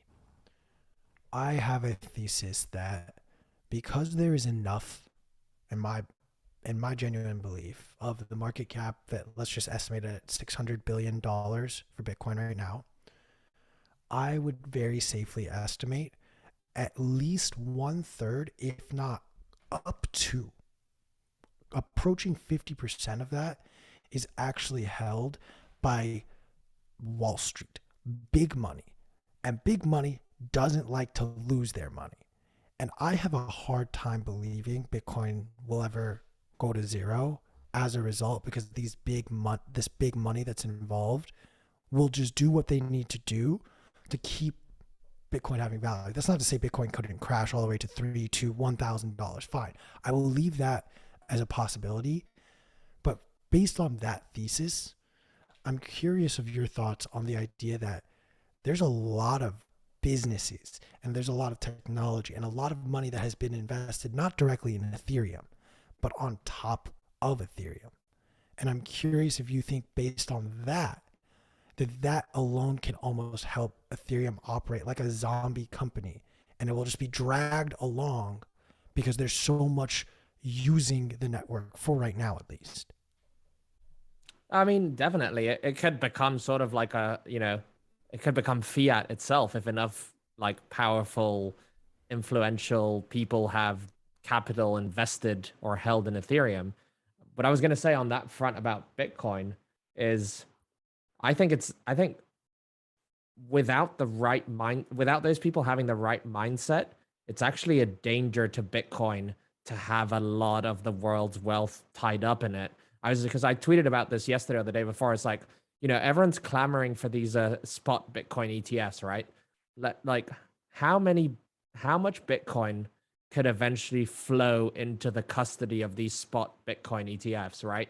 And then let's say that something happens to one, or a custodian that holds like several million Bitcoin on behalf of one or more of these ETFs, and those Bitcoin are lost forever. And let's say like Bitcoin's at $1 million per coin. Like, we could be talking about like literally like depression causing catastrophic wealth destruction. What do you think those people are going to do if that happens? They're going to try and like, oh, let's just replace those Bitcoin, or there's going to be some fork, some change, some attempted change to Bitcoin if that happens. It's the same with Ethereum, right? Ethereum, catastrophic DAO hack. What do? They changed Ethereum. Like, let's say like there's a single custodian that holds 4 million coins, right? And a coin is $1 million. Let's say this is like 10 years from now, and they lose their keys, or there's something happens to that Bitcoin. There's going to be like some attempted bailout. Like, people who are like 65, they just lost their entire pension, or like people have lost their entire life savings. There's going to be political, social pressure from your average citizen to the government to do something about the loss. And like right now, the only way that like the government knows what to do about losses is print more money, right? Literally create more money out of thin air, give it to people so that they feel like they haven't suffered that loss, even though they still have suffered it through debasement of the currency. I could just see a situation where like if a lot of people who hold Bitcoin lose a substantial amount of Bitcoin, their economic incentive is to change the protocol. At least their perceived economic incentive is to change the protocol, right? Whether that's actually like recreating the wealth that has just been destroyed or not is a different story. I mean, you're not wrong. There's Jeff Booth is the one who I think explains it so much better. I mean, I'm sure there have been plenty of other people, but he's the one that comes to mind. But like the idea that there's 21 million Bitcoin and that's all there will ever be, there's like an asterisk to that, where the network can come to a consensus and say, actually, we want to issue 1 million more Bitcoin. Like that is actually a possibility that sometimes we gloss over. Oh yeah. And to your point, like this is why I always bring up like my fear of having too much hash rate concentrated in any one jurisdiction, because all it takes is one leader to turn around and say every single node, miner, or exchange that operates in my jurisdiction is now under my purview and control. And it can start to get, I think, it can look, I get that, but it's very in practice, it's very difficult to enforce that, right? But the loss of keys is something that could, like, I know, there's like 50 billion precautions these custodians are taking, and God knows what multi-sig setups they have. But obviously, like with more complexity comes more risk of things that can go wrong. Like again, like we're trading off. Like when you have a single sig, it's very simple, but if you lose that, you lose everything. When you have a multi-sig, like sure, you don't have the risk of losing the one key and losing all your Bitcoin, but there's all these other risks of complexity and who do you give the keys to and where are they held, blah blah blah blah blah. But I just think, in terms of like something that's a single point of failure for Bitcoin, like a jurisdiction, like even if there's 50% of the hash rate is in the US, like I could still see it being very difficult for the government to enforce any sort of control over the hash rate. Just like how, like, cocaine is illegal, but, go out on a night out, like there's that, like at least half the people are doing coke and it's illegal. Yeah, I get what you're saying, but there is precedent for this. Like there is precedent that the US government turned around and said like everyone needs to turn over their gold for national security. And like people don't know better. We're coming up. I think miners. I would say miners do know better. Miners do. Like, miners are people who have gone so far that the rabbit hole that they're mining are pretty based, and they would figure out a way to not hand it over. Fair. I want to. This is the last question I do want to ask you, but it goes off of I think what we're talking about right now, the 80-20 principle, and I have not yet found anyone who has given me an answer that I've found acceptable personally. But this idea that everyone needs to understand every aspect of Bitcoin or as much about Bitcoin as possible, I personally don't buy into that. Like a majority of people don't know what happens when you put your car in the ignition and turn it. Most people don't know what's happening actually when you flip the light switch in your room, or what actually happened when you logged on to whatever social media platform you logged on to. So my question is, at what point within the Bitcoin ecosystem do we have to move on from the idea that everyone needs to know and understand this versus, hey, we just need everyone using it, and we need to make the use so easy and simplified that you don't need this deep, nuanced understanding? Or is that a dangerous, slippery slope that just returns us to a fiat cycle? Yeah, I mean, there's this notion that like being self-sovereign is difficult and requires like hard work, and it's not like the fiat system where you can like sort of not really understand anything and get by. I don't think that you need to understand, like just like how you said, you can drive a car without understanding how a car works. Like basically the whole the whole operation of a car has been abstracted to like pressing a couple of pedals and turning a wheel, and you're making the car work without understanding how it works 2 or 3 levels down from what you're doing. But you know how to turn the wheel, and you know how to push the gas and the brake and change gear. I think, yeah, it's the same for Bitcoin. You just need to know enough to use it. You don't have to like be the person working on the protocol or making a wallet or whatever. Yeah. I mean, I don't change the oil to my car. Like I don't do an, you know, I don't build my own microchips. Like, cause you can take this self-sovereign thing like to such a deep level. Like, am I gonna like go and chop down wood and build my own log cabin and then like wire my own electricity? And then like, you know, there's a reason why there's specialization of labor and why we trade goods and services, because we're better off individually and as a society doing that, specializing in a few things and becoming really good at those, and then doing those, scaling those to provide that good or service to the wider population, as opposed to like having to be a sort of jack of all trades to the extreme. But yeah, I don't think that for mass adoption, people need to understand Bitcoin to a super, super deep level. Was that your question? Yeah. Yes. Yeah. That was. Yeah, I don't think so. We have time for one more. Who would win in a wizard's duel between you and Dumbledore? I think I would win. Yeah. I mean, I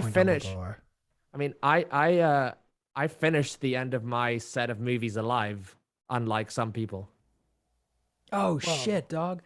That's ice cold. I agree with you, by the way. I sailed off to the Caribbean, didn't I? only- Like, I got in a boat with like that really fit elf bird and Not only Frodo that, and stuff. you fucking fell into like the fire at the center of the earth with the Balrog, and then you resurrected your own ass.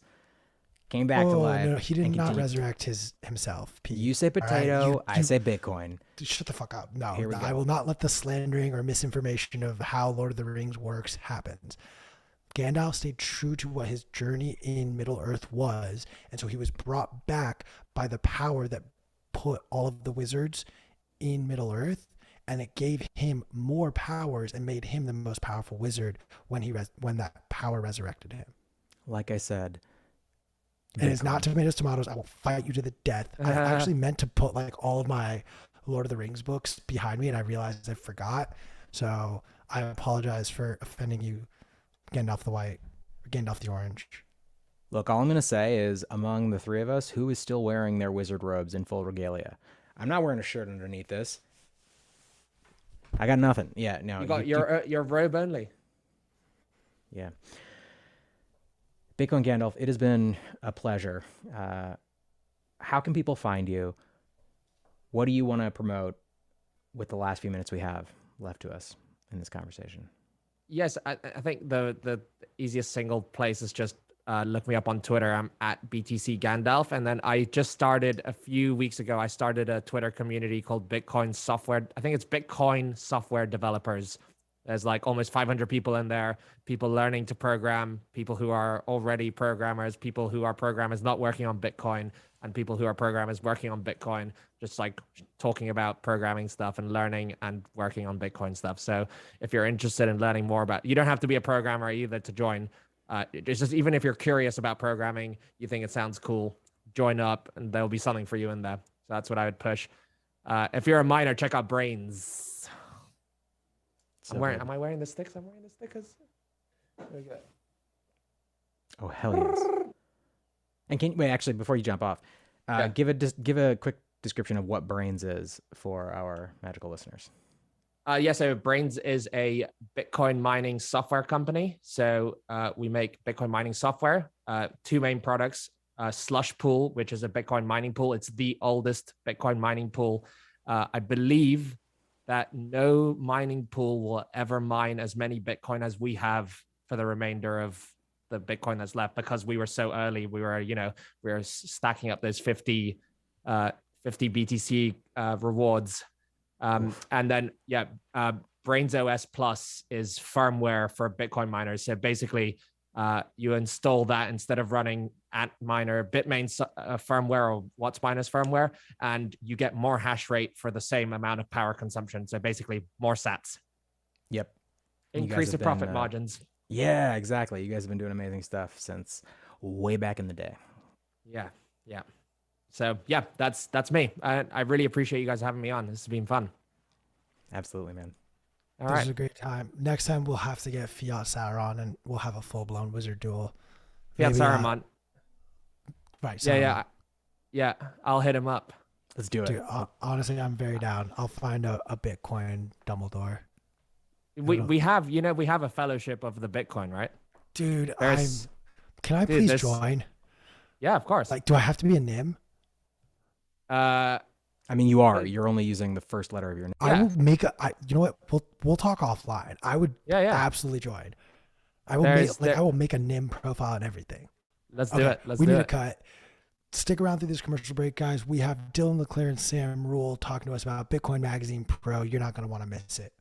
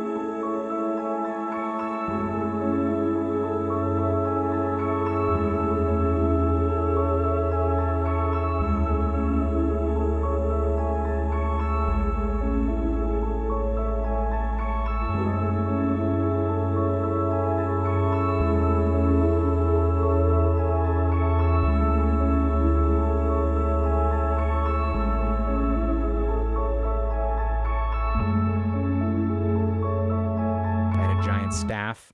It was a giant wrench. I duct taped knives to it for significance and self-defense. I tried to light it on fire while we were on Bitcoin Magazine Live. It didn't work, and now my room smells like lighter fluid. But it was all worth it. Check it out. Join us on YouTube. Go to the Bitcoin Magazine YouTube channel. This is going to be an exciting conversation. Dylan, Sam, are you with us? How's it going? What's up? Great to have you. Man, It's like we're making them come in and show up for a book report or something. They're tuning in for school. We're excited to talk to you guys about what's going on in the space. Y'all, if y'all are watching or listening on Spaces, go to YouTube. You can see everyone's beautiful face. We're going to talk about a lot of things, including Bitcoin Magazine Pro, the May report, some of the most recent issues, and overall what's happening in the market. Dylan, Sam, I guess, do we want to talk about the Bitcoin Magazine Pro product real quick just to get started? Yeah. Sam and I basically put out a Bitcoin Magazine sponsored or Bitcoin Magazine Pro research newsletter. So we're putting that out most mostly 5 days a week, sometimes 4, as well as the monthly report at the conclusion of every month, talking about all things macro Bitcoin, really with a Bitcoin focus, but macro derivatives, mining. We like to cover it all, and we just posted our monthly report that we released last week for paid subscribers today. So we should get that pinned at the top of the nest. If someone wants to do that, do we have it pinned already? We got it pinned. Perfect. Sam, how we living? Dude, we're good. I don't think I can give an introduction like peas, but like Dylan said, we're tracking the markets all the time, research and analysis every day on what's happening in Bitcoin markets, charts, data, reports, whatever's going on, trying to make sense of it all. So if you like that type of content, check out our Twitter feeds. You can check out the Substack on there. We've got tons of free posts. Probably got over like 90 free posts on here on Substack, just talking about the market. So definitely check that out. I think we both got links in our Twitter page, or you can click on the latest monthly as well. So it's been, I don't know, you could call it maybe a little bit more boring in the markets over the last few weeks. A lot of range, a lot of consolidation, just kind of sitting here. A lot of movement though on some of the macro front. So I guess you could say exciting there, but Bitcoin kind of paused for the last month, feels like. That's where all the action is commodities, yields. We're talking more about in a Bitcoin letter that focuses sometimes on technical aspects, but often focusing just on kind of more pure market dynamics. Bitcoin, the asset. We do talk about Bitcoin, the network as well, and kind of do like not price analysis, but network analysis. But in terms of price action, you could be watching what the price of oil is doing, or the VIX, and kind of know where the Bitcoin market's gonna be trading at or trading like for most of 2022. Yeah, that's a big point that I just wanted to emphasize is you guys take some time to measure on-chain analytics and analyze Bitcoin's on-chain metrics, but you also spend just as much time discussing the real world events and analyzing them through a scope of Bitcoin and how they will affect Bitcoin. And I think that will segue perfectly to what I've initially wanted to talk to you guys about. It's like Dylan and Sam can read my mind. I want to start with slide number 5. We're going to start right with the Treasury yields. If I'm reading this correctly, if I'm remembering it correctly, this is actually updated from today, correct? Because we saw yesterday the 10-year yield dip below 3% for just a day, and now we're back above it. Talk to us about what a 10-year yield above 3% could mean economically, and then through the lens of Bitcoin. Sam, kick it off, man. Yeah, so I mean, this is probably one of the most interesting charts in the space. Everyone in macro is trying to look at this from like a secular interest rate trend. Obviously, a lot of tech and demographics and population built into falling interest rates over time, which also just coincide with the level of cost of capital too, baked into not only to Bitcoin, but growth valuations across the board for all stocks as well. So this recent rise in interest rates, kind of especially in like long-term duration across the board, has coincided essentially right with the fall in assets since November and December. Almost all risk assets, kind of follow the same thing, right? Rates have turned up in essence of getting ahead of the market in terms of the liquidity tide and quantitative tightening that's coming aboard, but also more recently now, inflation expectations that are getting built into this. So kind of more sticky inflation expectations here as well. I guess the tough part in all this is saying, okay, where does this secular trend go next? Are we getting a mean reversion in rates, or is it something entirely different, kind of interesting, entering in more of like the stagflation type environment where rates are going to be a lot more volatile and higher?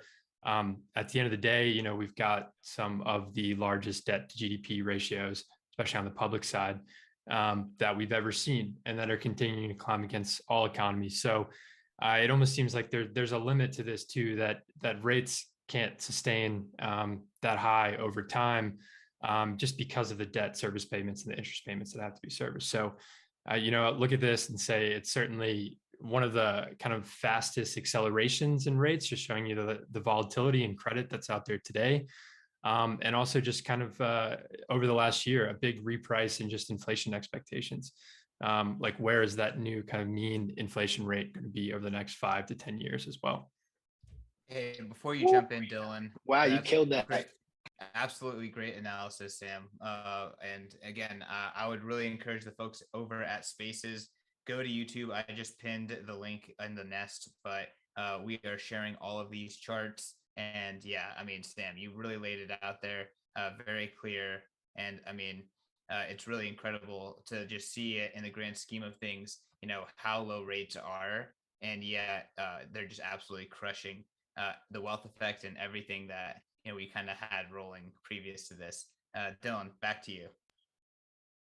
Yeah. I mean, Sam killed it there, kind of, encapsulating our thesis since early Q1, I believe, and especially, you know, one of our monthly reports, which I honestly forget the month. I think it was March. We talked more about, conflict in Ukraine than we did about Bitcoin itself because of some of the kind of implications there, right? We're talking about commodities. I believe I was laughing to myself. We had a wheat chart in a Bitcoin newsletter, but it was just, kind of just to map out this ever-changing dynamic with inflation expectations and the shattering of trust and this kind of global order that has been in place post Bretton Woods or maybe post 71 with the petrodollar. So much is kind of dynamic and ever changing on those two ends. And you kind of see increasing protectionism across the world with trade, as well as kind of now recently just the combustion of US production factories and explosions everywhere, just domestically. So inflation expectations are definitely embedded in. And I, previously kind of thought the Fed would never get rates at zero. Well, now obviously they're off zero.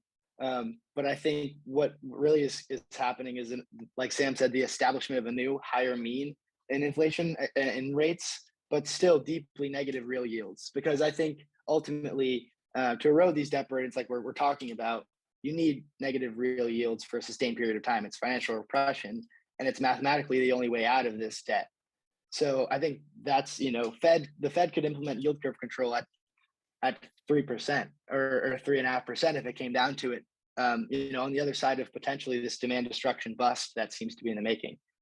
So a lot of probabilities, possibilities going forward, but they all don't end well, and they all end with some form of additional easing at the end of it.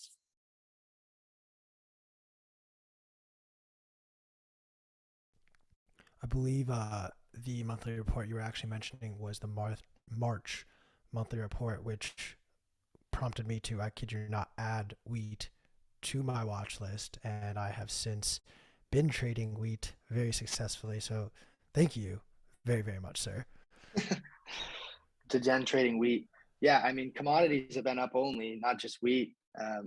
Look at anything. I have a commodities kind of ticker I go through, and all the charts look like shitcoin parabolic charts. It's like, that's where the capital's going. The supply shortage. I'm curious, and we don't need to spend too much time, but what are 3 or 4 of the commodities you're paying attention to? I'm assuming wheat and oil are 2 of them. What are some others? Well, yeah, I mean, in general, just food prices, but whether you're looking at livestock, whether you're looking at, I like looking at monetary metals as well. Gold is trading, not really doing anything, but it's essentially gold is a bet on negative real yields. It trades kind of inverse to real yields. So that's been not doing much, but copper, really just anything. Look at the commodities price production index. I think it's 20% year over year, Sam, if that's correct. And zoom out is pretty historic. Yeah, I mean, I even think in terms of the Thomson Reuters total commodities index that we're tracking is just 40% year to date as well. And then I think, interesting too, I mean, oil can tell a lot in terms of where it is today and in more of a macro sense, not necessarily diving into food fertilizer as well, potash prices and things that are going into longer term, maybe crop yields on the horizon. which is definitely out of my depth. But one chart that Dylan's posted a while ago, I remember from like a research shop, I think you even tweeted in reply to that before, is just like the level of oil price related to its deviation, and the chances of like a probability of a recession playing out. So now we're getting back into this territory where oil prices have deviated well above, kind of this mean they've been at, and typically that's been a growing like probable sign of a recession that's on the horizon, and has been like a consistent factor in what we've seen over the last 5-6 larger recessions at play as well. It's pretty funny because I think once you saw that, like that energy trend, you saw the yield curve inversion, which has predated every recession. I think the last 60 years. It preceded the ones before that as well. Just one false reading. You basically knew a recession's coming, and you see like the Atlanta Fed, just kind of every single projection they have for real GDP is declining, and they still think it's going to be like a positive 2% real GDP for 2022. But I would say there's no chance. Maybe in nominal terms for sure, but not in real terms. And so, I mean, a recession, I think we're kind of already at the start of one. It's just a matter of, housing eventually will turn down. You'll see inventory there. You'll see the price of oil probably reach extraordinary heights, but crash down again. It's just a matter of how much of a deflationary bust can the fiat system handle, and eventually it needs a backstop. And so, there's a lot of factors, and how bad does it get? No one knows, but it always ends ugly. First with kind of inflationary credit booms, and now the deflationary credit bust is not upon us yet, but it is underway. I mean, it is insane to think about how commodity prices could go up and up, and because of that, destroy demand, destroy any sort of production, and then from there slide back down because of that destruction of industry and productivity. A scary scenario is, and one that's definitely likely, just due to the status of the world, is a lot of, for example, for wheat, its demand is pretty inelastic to the price point, right? There's a reason that there's riots in the Middle East in 2010s. It was because of the wheat prices and the bread costs. And so the social unrest that's going to come from the other side of all of this inflation, and eventually a slowdown in the business cycle, is going to be something that leads to increasing, not just in the U.S., but populism around the world, division, and kind of that ends with political promises with fiat, right? This is like the stuff like student debt cancellations. It's not one side's fault or the other, but it's just kind of a trend around the world. One with the wealth disparity between, like, say, the boomers and the millennials, but also kind of the left and right. Like this is because we're in the end stages of this debt super cycle, in my opinion. But there's a lot of factors there. Yeah, I would just add too, it's certainly like a lot of talk in terms of like the inflationary pressures, the stagflation that's upon us. But I mean, probably the worst pill to swallow is the disinflationary, kind of deflationary market regime that follows for that. The real demand destruction, kind of real pain on consumers that have to go through. And it's almost kind of like now in the inflation that we're at, you try to look at like a lot of different metrics. I look at a lot of United States metrics as a proxy for like consumer sentiment of where we are. And so now you're starting to see like consumer spending adjusted for inflation is negative. It's falling in real terms, kind of year on year over the last couple of months. You've just got inflation outpacing wages, so you've got pressure on real wages. You've got the personal savings rate at kind of its lowest level since 2008, and you've got also like a pretty massive growth in consumer credit at the same time. So when you start seeing all of that playing out, and then you start to like check in on some of these high level earnings calls when it's like Walmart, Target, or some of these tech companies, and starting to see kind of earnings turnover as well. Definitely inflation in front of us right now seems like it's going to continue. And maybe it's turning over on some metrics, but it's at least going to remain vastly elevated for the rest of the year. But then what's to follow after that in terms of disinflationary, where growth is not keeping up and kind of consumers can't afford those prices, is where you get pushed into that recession territory. And that's when, we talked about kind of more of a macro thesis where you start thinking of like the monetary and the fiscal policy that has to follow to help, sustain, because no economy or government wants to sustain in a deep recession. So, kind of forward looking, that's probably year to 2 years away, maybe even quicker with some of how this stuff plays out. Another interesting thing. Yeah, Q, go ahead, man. You got it. Dude, I'm here to listen to you if anything, Dylan. So whatever you wanted to say, you say. All right. The Japanese yen, or really the strength of the dollar, is kind of another factor here. But for the longest time, we've seen like relative debasement and devaluation of fiat currencies. And now it looks like, the BOJ, who's had a, pretty big demographics problem for the last few decades, and was the first central bank regime to actually implement quantitative easing to suppress these yields, is now implementing full-on yield curve control at I believe 25 bips on their bond market. And the bond market's doing like no offer. And because of this, just yield curve control, the yen is actually at the lowest spot it's been against the dollar in 20 years, about to break down further to the lowest points since 1998, and pretty close to being the highest ever against the dollar. And so these things structurally for the global economy, not so much Japan, but a lot of these emerging market pairs against the dollar. You can look at the Dixie, the dollar index. The higher that goes, the more the world just gets thrown into recession, and the global slowdown accelerates. So it's obviously a relative game, and the dollar is still devaluing, very, in accelerating fashion against real goods and services. But this kind of relative game between sovereigns and currencies is really interesting. You bring up something really interesting, Dylan. The fact that if you look at the DXY chart, it looks as though the dollar is stronger than ever, as though the dollar is the best currency compared to the other basket of currencies that are being measured in the DXY.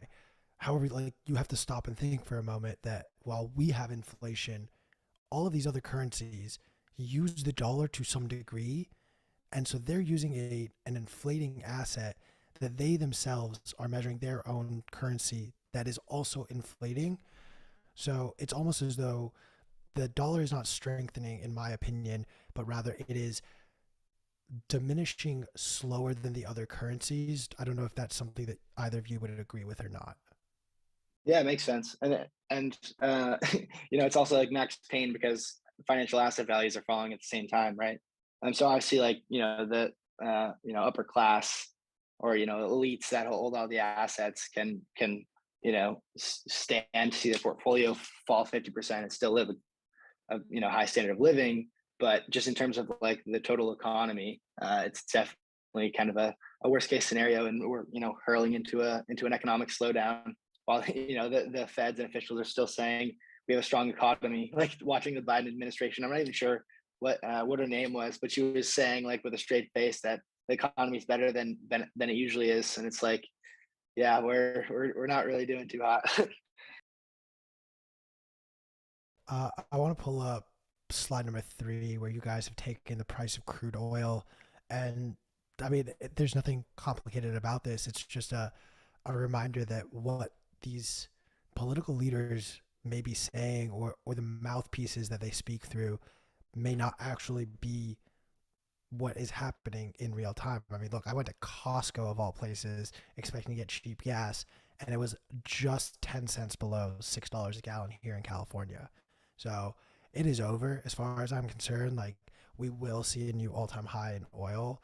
And I'm curious, what are the first things that will get impacted with crude oil prices reaching new all-time highs, if and when that does happen? And your guys' Well, so Q and CK, we need to know, from the locals, have you not driven your car around as much because of high gas prices, or I don't own what? a car. So I don't own a car. Makes sense. I borrow either my girlfriend's car or my dad's truck. And I'm a nice guy, so I will, like, if I borrow your car, you'll get it back with a full tank of gas every single time. And it's getting to a point where it's cheaper for me to just Uber everywhere than borrow anyone's fucking car anymore. Gas is about to hit $7 at my cheap gas station in San Francisco, and I am gearing up to do a cross-country road trip. So Outlook is looking expensive for me. Really poor timing on my cross-state, cross-country road trips during the gas volatility. It seems like I really catch the trips every time it's spiking up again.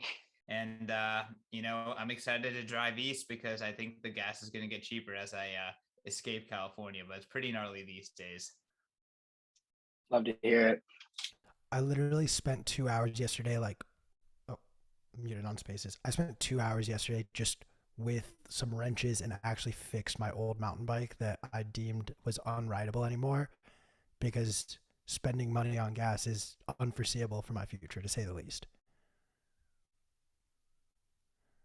But like I talked about this too with much Sam. DGen trading, Q. No, it's Lay not off that. on the leverage, so you don't have to leverage trade. I am on no leverage whatsoever, not yet at least. Dylan assured me that when we're supposed to go all in, I would get an alert from him and we would go full blown leverage, and then you're never gonna hear from Dylan and I again. You gotta play both sides, my man. But one thing that I kind of want to, I asked Sam this, so Sam, you do not have to answer, Dylan. You can't punt the question to Sam. I asked him last week while you were moving. We saw earnings reports from both Target and Walmart talk about the rising cost of gas impeding their bottom line. And then you actually saw a different company, Dollar Tree, a week later report and say, actually, dude, we're doing great. And my conclusion, at least, is both Walmart and Target are trying to expand into delivery. And so they're starting to really feel the impact of gas by expanding their offerings. Do you foresee a scaling back of some COVID offerings, such as online retail, free delivery, etc., as a result of this? I don't know. I know that the VC tech bubble subsidization model is effectively popped. I mean, not entirely, but half the reason that you had cheap DoorDash or Uber or whatever other app that was supposedly a technology but really was just a scale of a previous business model was just subsidized by VC money that only looked at revenue numbers and didn't even care if it was profitable, right? Like Uber, Lyft, just the VC craziness. Like you had a scooters app, I think like Bird or one of the scooter apps went public at like $1 billion valuation, down 90%. That's all done, right? So it's also, it's like the skyrocketing energy prices, but and your corporate margins getting impacted. But you also have these unprofitable profitability is going to matter once again if money is not it still is with negative real yields, but money is not like entirely free anymore. And assets aren't up only. Yeah, and just to maybe add on to that in a different light in terms of like Walmart and Target, and I was just looking at that EPS, earnings per share, over the last quarter for like consumer discretionary companies like these is down like 15%, and earnings are getting hit pretty hard. Margins are getting hit pretty hard. A big issue with that too has been like the inevitable supply chain issue, kind of the mismatch of like demand and supply. And now, Walmart and Target have loaded up on huge, massive increases in inventory. So, their inventory has gone up 30, 40%. Going back to that kind of consumer talking points before, consumers been hit incredibly hard. So you might get this like disinflationary pressure in goods happening that are going to kind of further kind of spiral into impacting earnings per share. But a good point on like the delivery and the transportation. I mean, that's probably where oil prices are going to shock the economy the most, whether that's kind of delivery transportation you're talking about for those specific services in those businesses, while they're already facing kind of like this rise in inventory that they're not going to be able to push out to consumers at higher prices. But then also like we talked about before, just like the summer impacts of traveling and transportation. And I mean, if you look at a plane ticket now versus when you did 6 months ago, it's probably almost double in price anywhere you want to go as well. So just kind of further impacting on like consumer spending and sentiment as a whole. And ultimately, like that's pushed consumer sentiment down. Like you look at the Michigan Consumer Index, that's pushed consumer sentiment down to like 2007, 2008 lows. That sentiment kind of followed the great financial crisis and crash already. And so we're already kind of at those sentiment lows without what I would say is like a major fall, whether it's in wealth or impact, which is totally, driven completely by 8.5% kind of persistent inflation. So I want to ask, through this lens of the cheap capital that we've seen over the last 2 years, one industry that is also taking great advantage of this has been Bitcoin miners. And they have been able to, for some time at least, hold every single Bitcoin that they mined. However, we saw reports last week, 2 different Bitcoin miners, one of them being Riot, actually has now started to have to sell, and they sold at an average price of about $30,000 a Bitcoin. I'm curious for your guys' opinions or thoughts just on seeing at least 2 miners now change the script, and then there are reports coming out that actually this is not just in the public sector, but all across, miners are starting to actually sell more than they're holding. Yeah, Core Scientific also sneakily sold 1.5K BTC. They always report it on the top of their monthly reports, their monthly updates, production updates. And then they didn't report it at the top this time, and it was actually 1,500 less, and they only highlighted how much they mined that month, which was like 1,100. And so, a lot of the miners are getting beat up. Where Sam and I's kind of other job, tangential to what we do with the UTXO management, we've been taking a look at some miner valuations, and they're getting obviously a lot more interesting when they're at, kind of 2021. They're at lows not seen in Bitcoin terms since 2020. It's, I think, fire sale conditions on company valuations as well as ASICs are going to come the lower that hash price goes, which is just, it's miner revenues divided by hash rate. So price has been in a bear market for 6 months or so now, while hash rate has been in somewhat of a bull market and tapered off recently. Hash rate is still, I think, 25% higher than it was peak of before the China miner ban, and price is halved. So I think, these miners' margins are just starting to get squeezed, but still, a lot of these public miners are still immensely profitable. The margins just aren't, 90% anymore. They're just 60% or 50%. The production costs are still around 10, 12K. So there's still a lot of room for more kind of, squeeze. But the reality is this squeeze, difficulty going up as hash rate is going up, is essentially that production cost of Bitcoin just rising, ever rising. So yeah, it kind of squeezes the balance sheets of inefficient or weak miners, or the weakest first. But really, what it's doing is it's that production cost of this monetary commodity just ratcheting up over time, and eventually, that production cost and the market value of one Bitcoin will be a lot higher than 30,000 because of its supply and elasticity and scarcity, and because of that production cost dynamics. But it ebbs and flows, and we're in kind of one of those downturn periods, not only in Bitcoin and the Bitcoin mining cycle, but also just, the economic cycle and the cost of capital cycle. It's also interesting when we're talking about like the Fed inevitably cutting or the deflationary bust, like the Eurodollar futures curve, which is essentially like the interest rate or the Fed funds rate futures.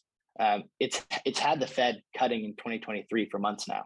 It still is. It still predicts them to start cutting and easing into the market, but it's been like that for a while. And it's just kind of the curve itself has bumped up a little bit as inflation has ripped post-Ukraine crisis, but still they're still expecting kind of them to walk back some of those cuts in 2023 and into 2024. So the smart money, even though a lot of the bond traders, the bond market was pretty wrong about inflation, the smart money, the big money, the institutional money has been betting on a Fed easing cycle in 2023 for a while.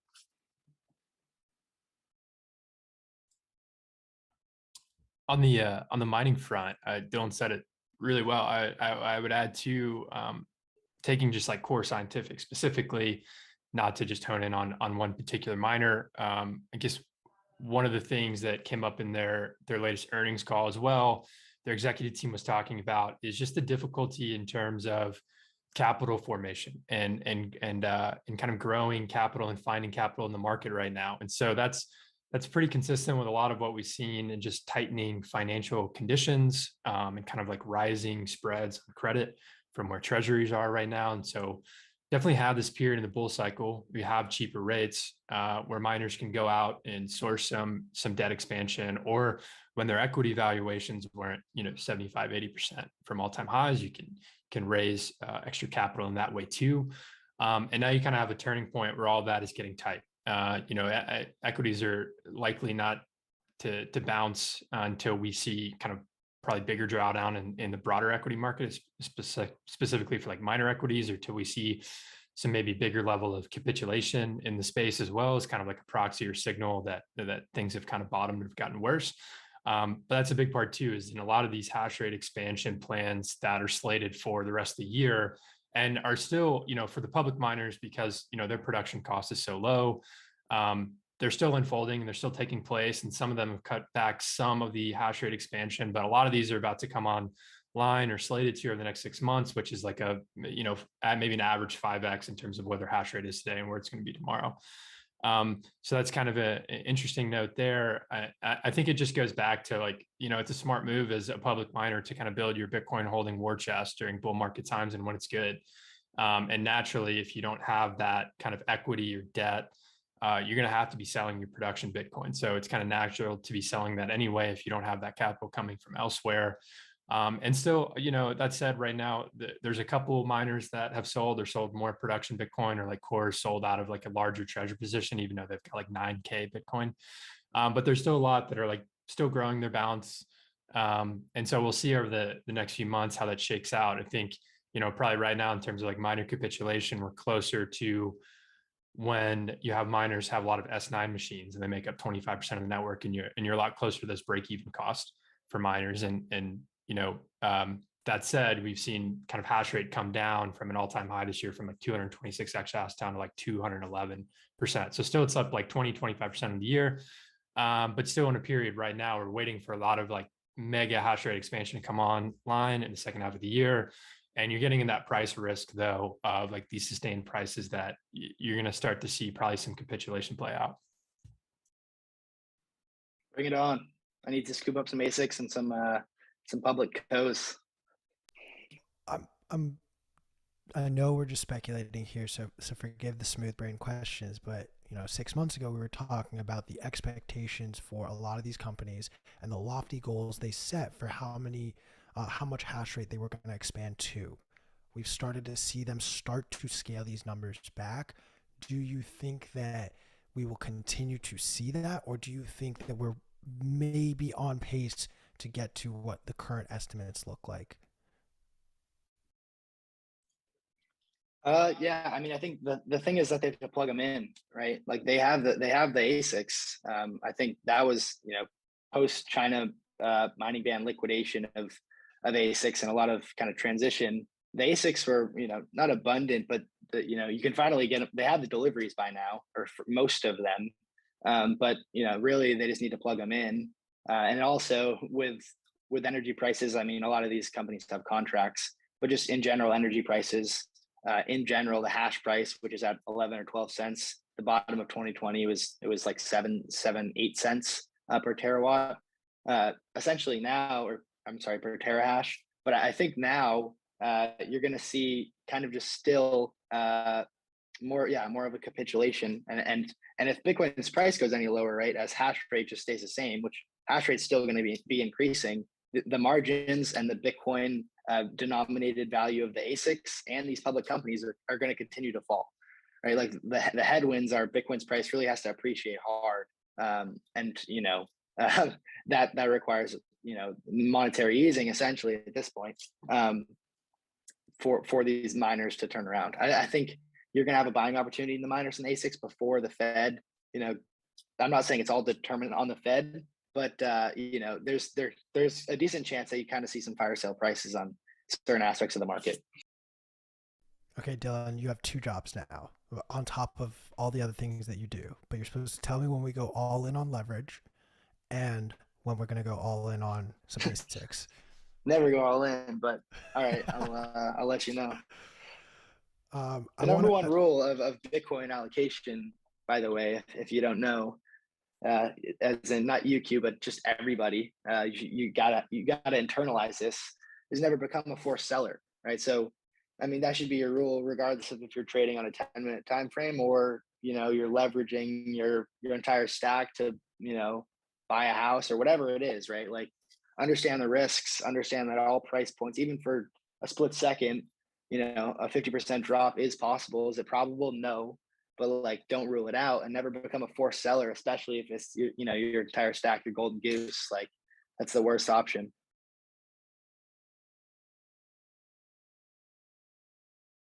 That advice so much that I had to tell our video editors to clip it for later. So apologies for that. I want to now switch over, unless there's anything else we want to talk about, to switch over to some on-chain analysis that you guys have done and put together. We're taking a question from the crowd. Sam, you have a fan in the crowd who wants to know, what is your favorite chart and why? That's hilarious. So Joe Rogers, I think it's at Joe Rogers on Twitter, who works for BM, probably asks me this every day, either on person or Slack. I tell him that usually price my favorite chart, but it's going down. So hash rate's going up. So that's my favorite as of late.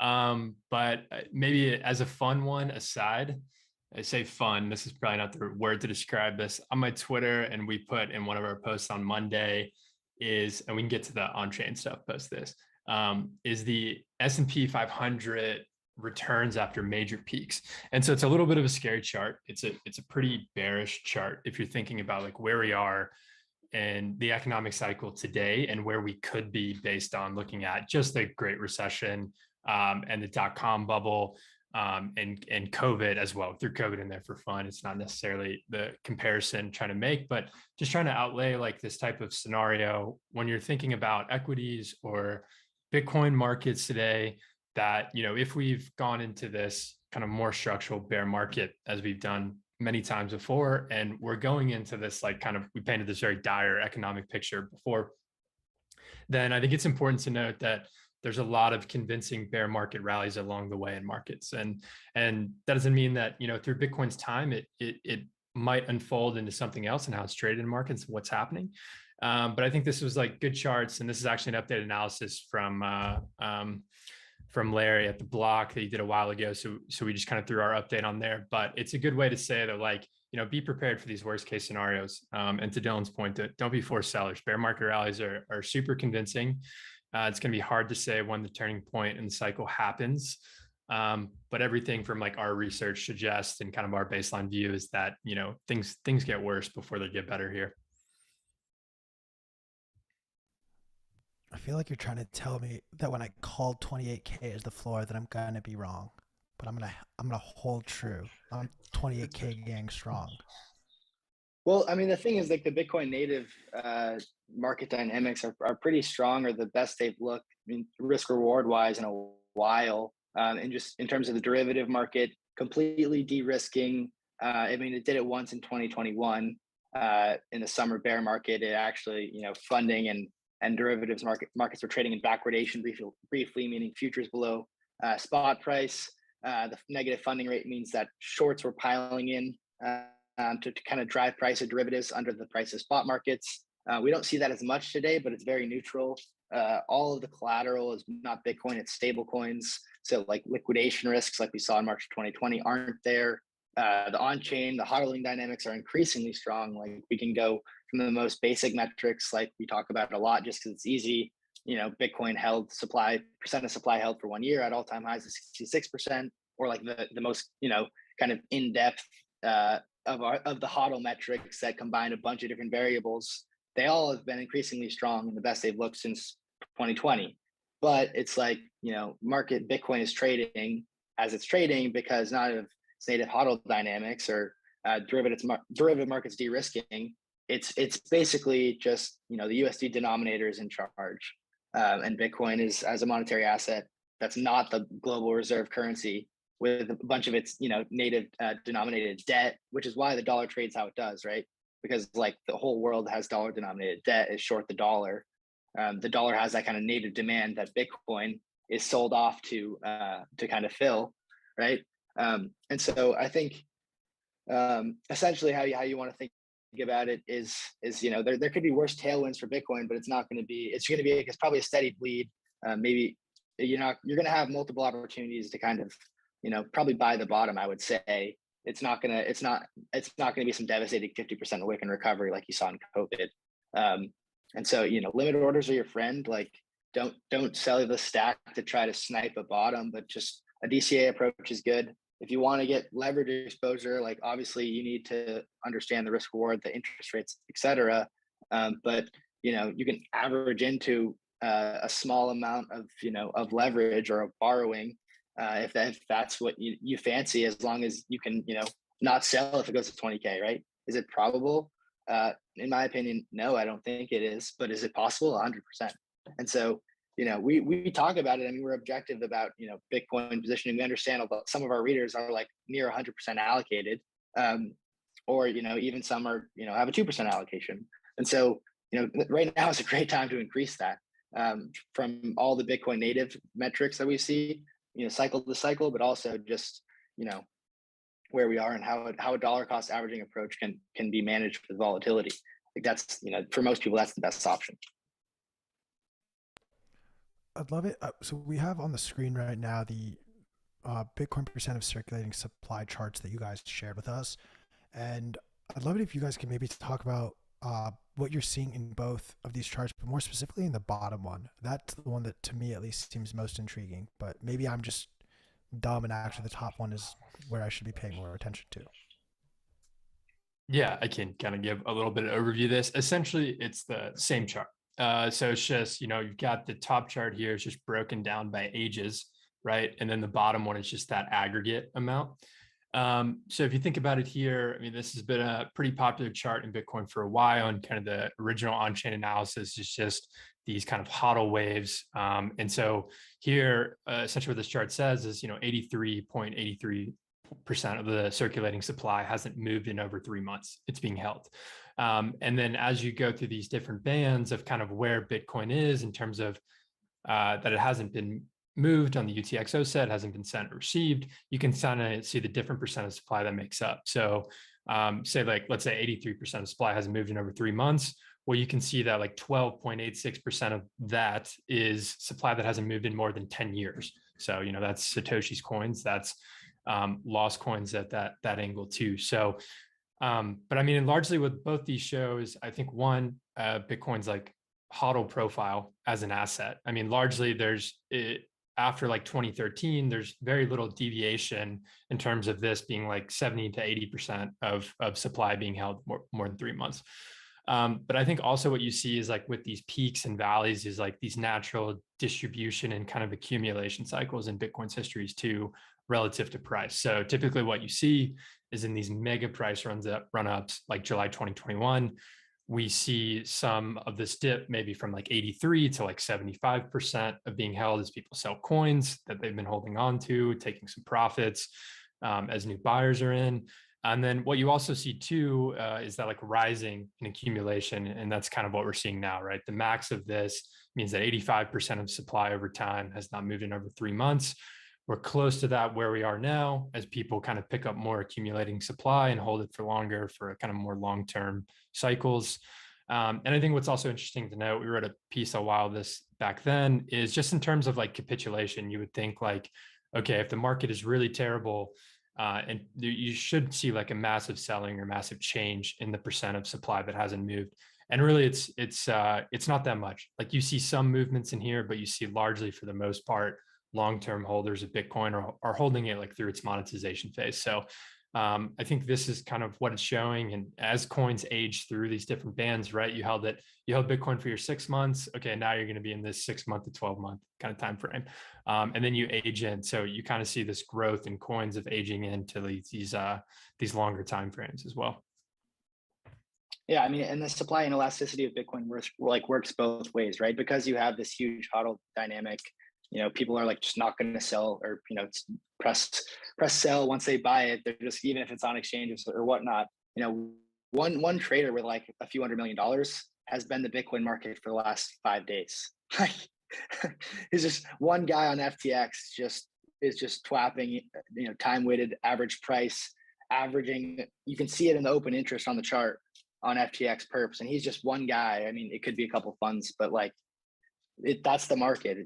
There's not really any sellers. If you sold for macro fears, the Luna implosion, and you had to liquidate your crypto portfolio or whatever it is, or you unwound your basis trade because you're a Wall Streeter, like, you've already probably sold Bitcoin because of the macro concerns. And like, I don't expect that S&P 500 or NASDAQ correlation to just go away entirely if SPX draws down, just because of, you have kind of, with institutions, you have those algo correlations and whatnot.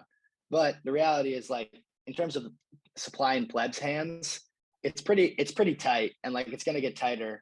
And eventually, like we say, eventually the marginal sellers turn to marginal buyers, right? Like, and it's because it's true, but in a structural, liquidity tied bear market, where all risk assets are getting purged, it's going to be really tough for Bitcoin to rally hard, just given how big of a market it is. But it's supply and elasticity, that's also why it rips as it does after these kind of consolidation periods are over, or after, the derivative market that's trying to correlate it with the S&P 500 gets completely caught off sides, right? And Bitcoin, has a decoupling day, like middle of Russia-Ukraine conflict, when Bitcoin was up like 16%, and the equity market was flat or down. It was because, like, the spot selling had dissipated, it stopped, but like, people trying to correlate it with the S&P following a geopolitical event shorted it into the ground, and they all became forced buyers way higher, right? So there's moments that will happen again, and eventually, like, there's no more sellers of this thing, and the plebs keep buying it up. We know how it ends, and like, we sound like a broken drum, but that's just, that's the reality of it.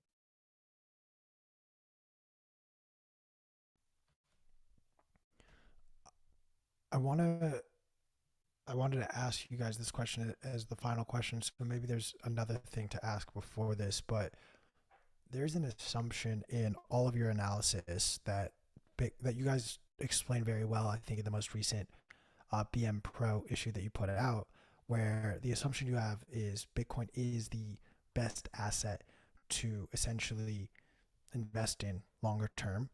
I'm curious, we were talking earlier with Bitcoin Gandalf about, what was sort of that one inkling, that thing that got you into Bitcoin before you just went down this rabbit hole and realized what this actually is and the potential of it. I present to each of you, curious, what was that thing? For me personally, it was absolute scarcity, and either of you can steal it, but only one of you can. Well, yeah, I would say we don't think it's the best investment asset. We think it's the best monetary asset. I mean, that's our thesis. I mean, you can think of it as a monetary commodity, like gold, right? It's just a fungible asset with a production cost. Typically those have served as money before the fiat currency era, and Bitcoin kind of solved for the ills of fiat, combined for solving for the ills of gold, into the best technology we've seen. That's our stance, and it's a pretty neutral one. Obviously, we evaluate it from like a financial asset perspective, and follow and document like emerging narratives. But at the end of the day, it's just Bitcoin is the best money, and the price performance is the expectation after that thesis is arrived upon. So I'd say, yeah, I mean, the absolute scarcity, but really for me, I think the Satoshi's genius was the difficulty adjustment. Like the rest of Bitcoin was probably like already kind of figured out, or like built out. Satoshi, like, we had the hash cache, we had the encryption, elliptic curves, and Satoshi came in and combined it all together, and then threw in a difficulty adjustment to solve for like basically Moore's law, and the increasing computational performance of computers. And so the difficulty adjustment, that's the secret sauce in my opinion. And when I understood that, that's when I kind of went all in on Bitcoin as a financial asset. That's my background, I guess.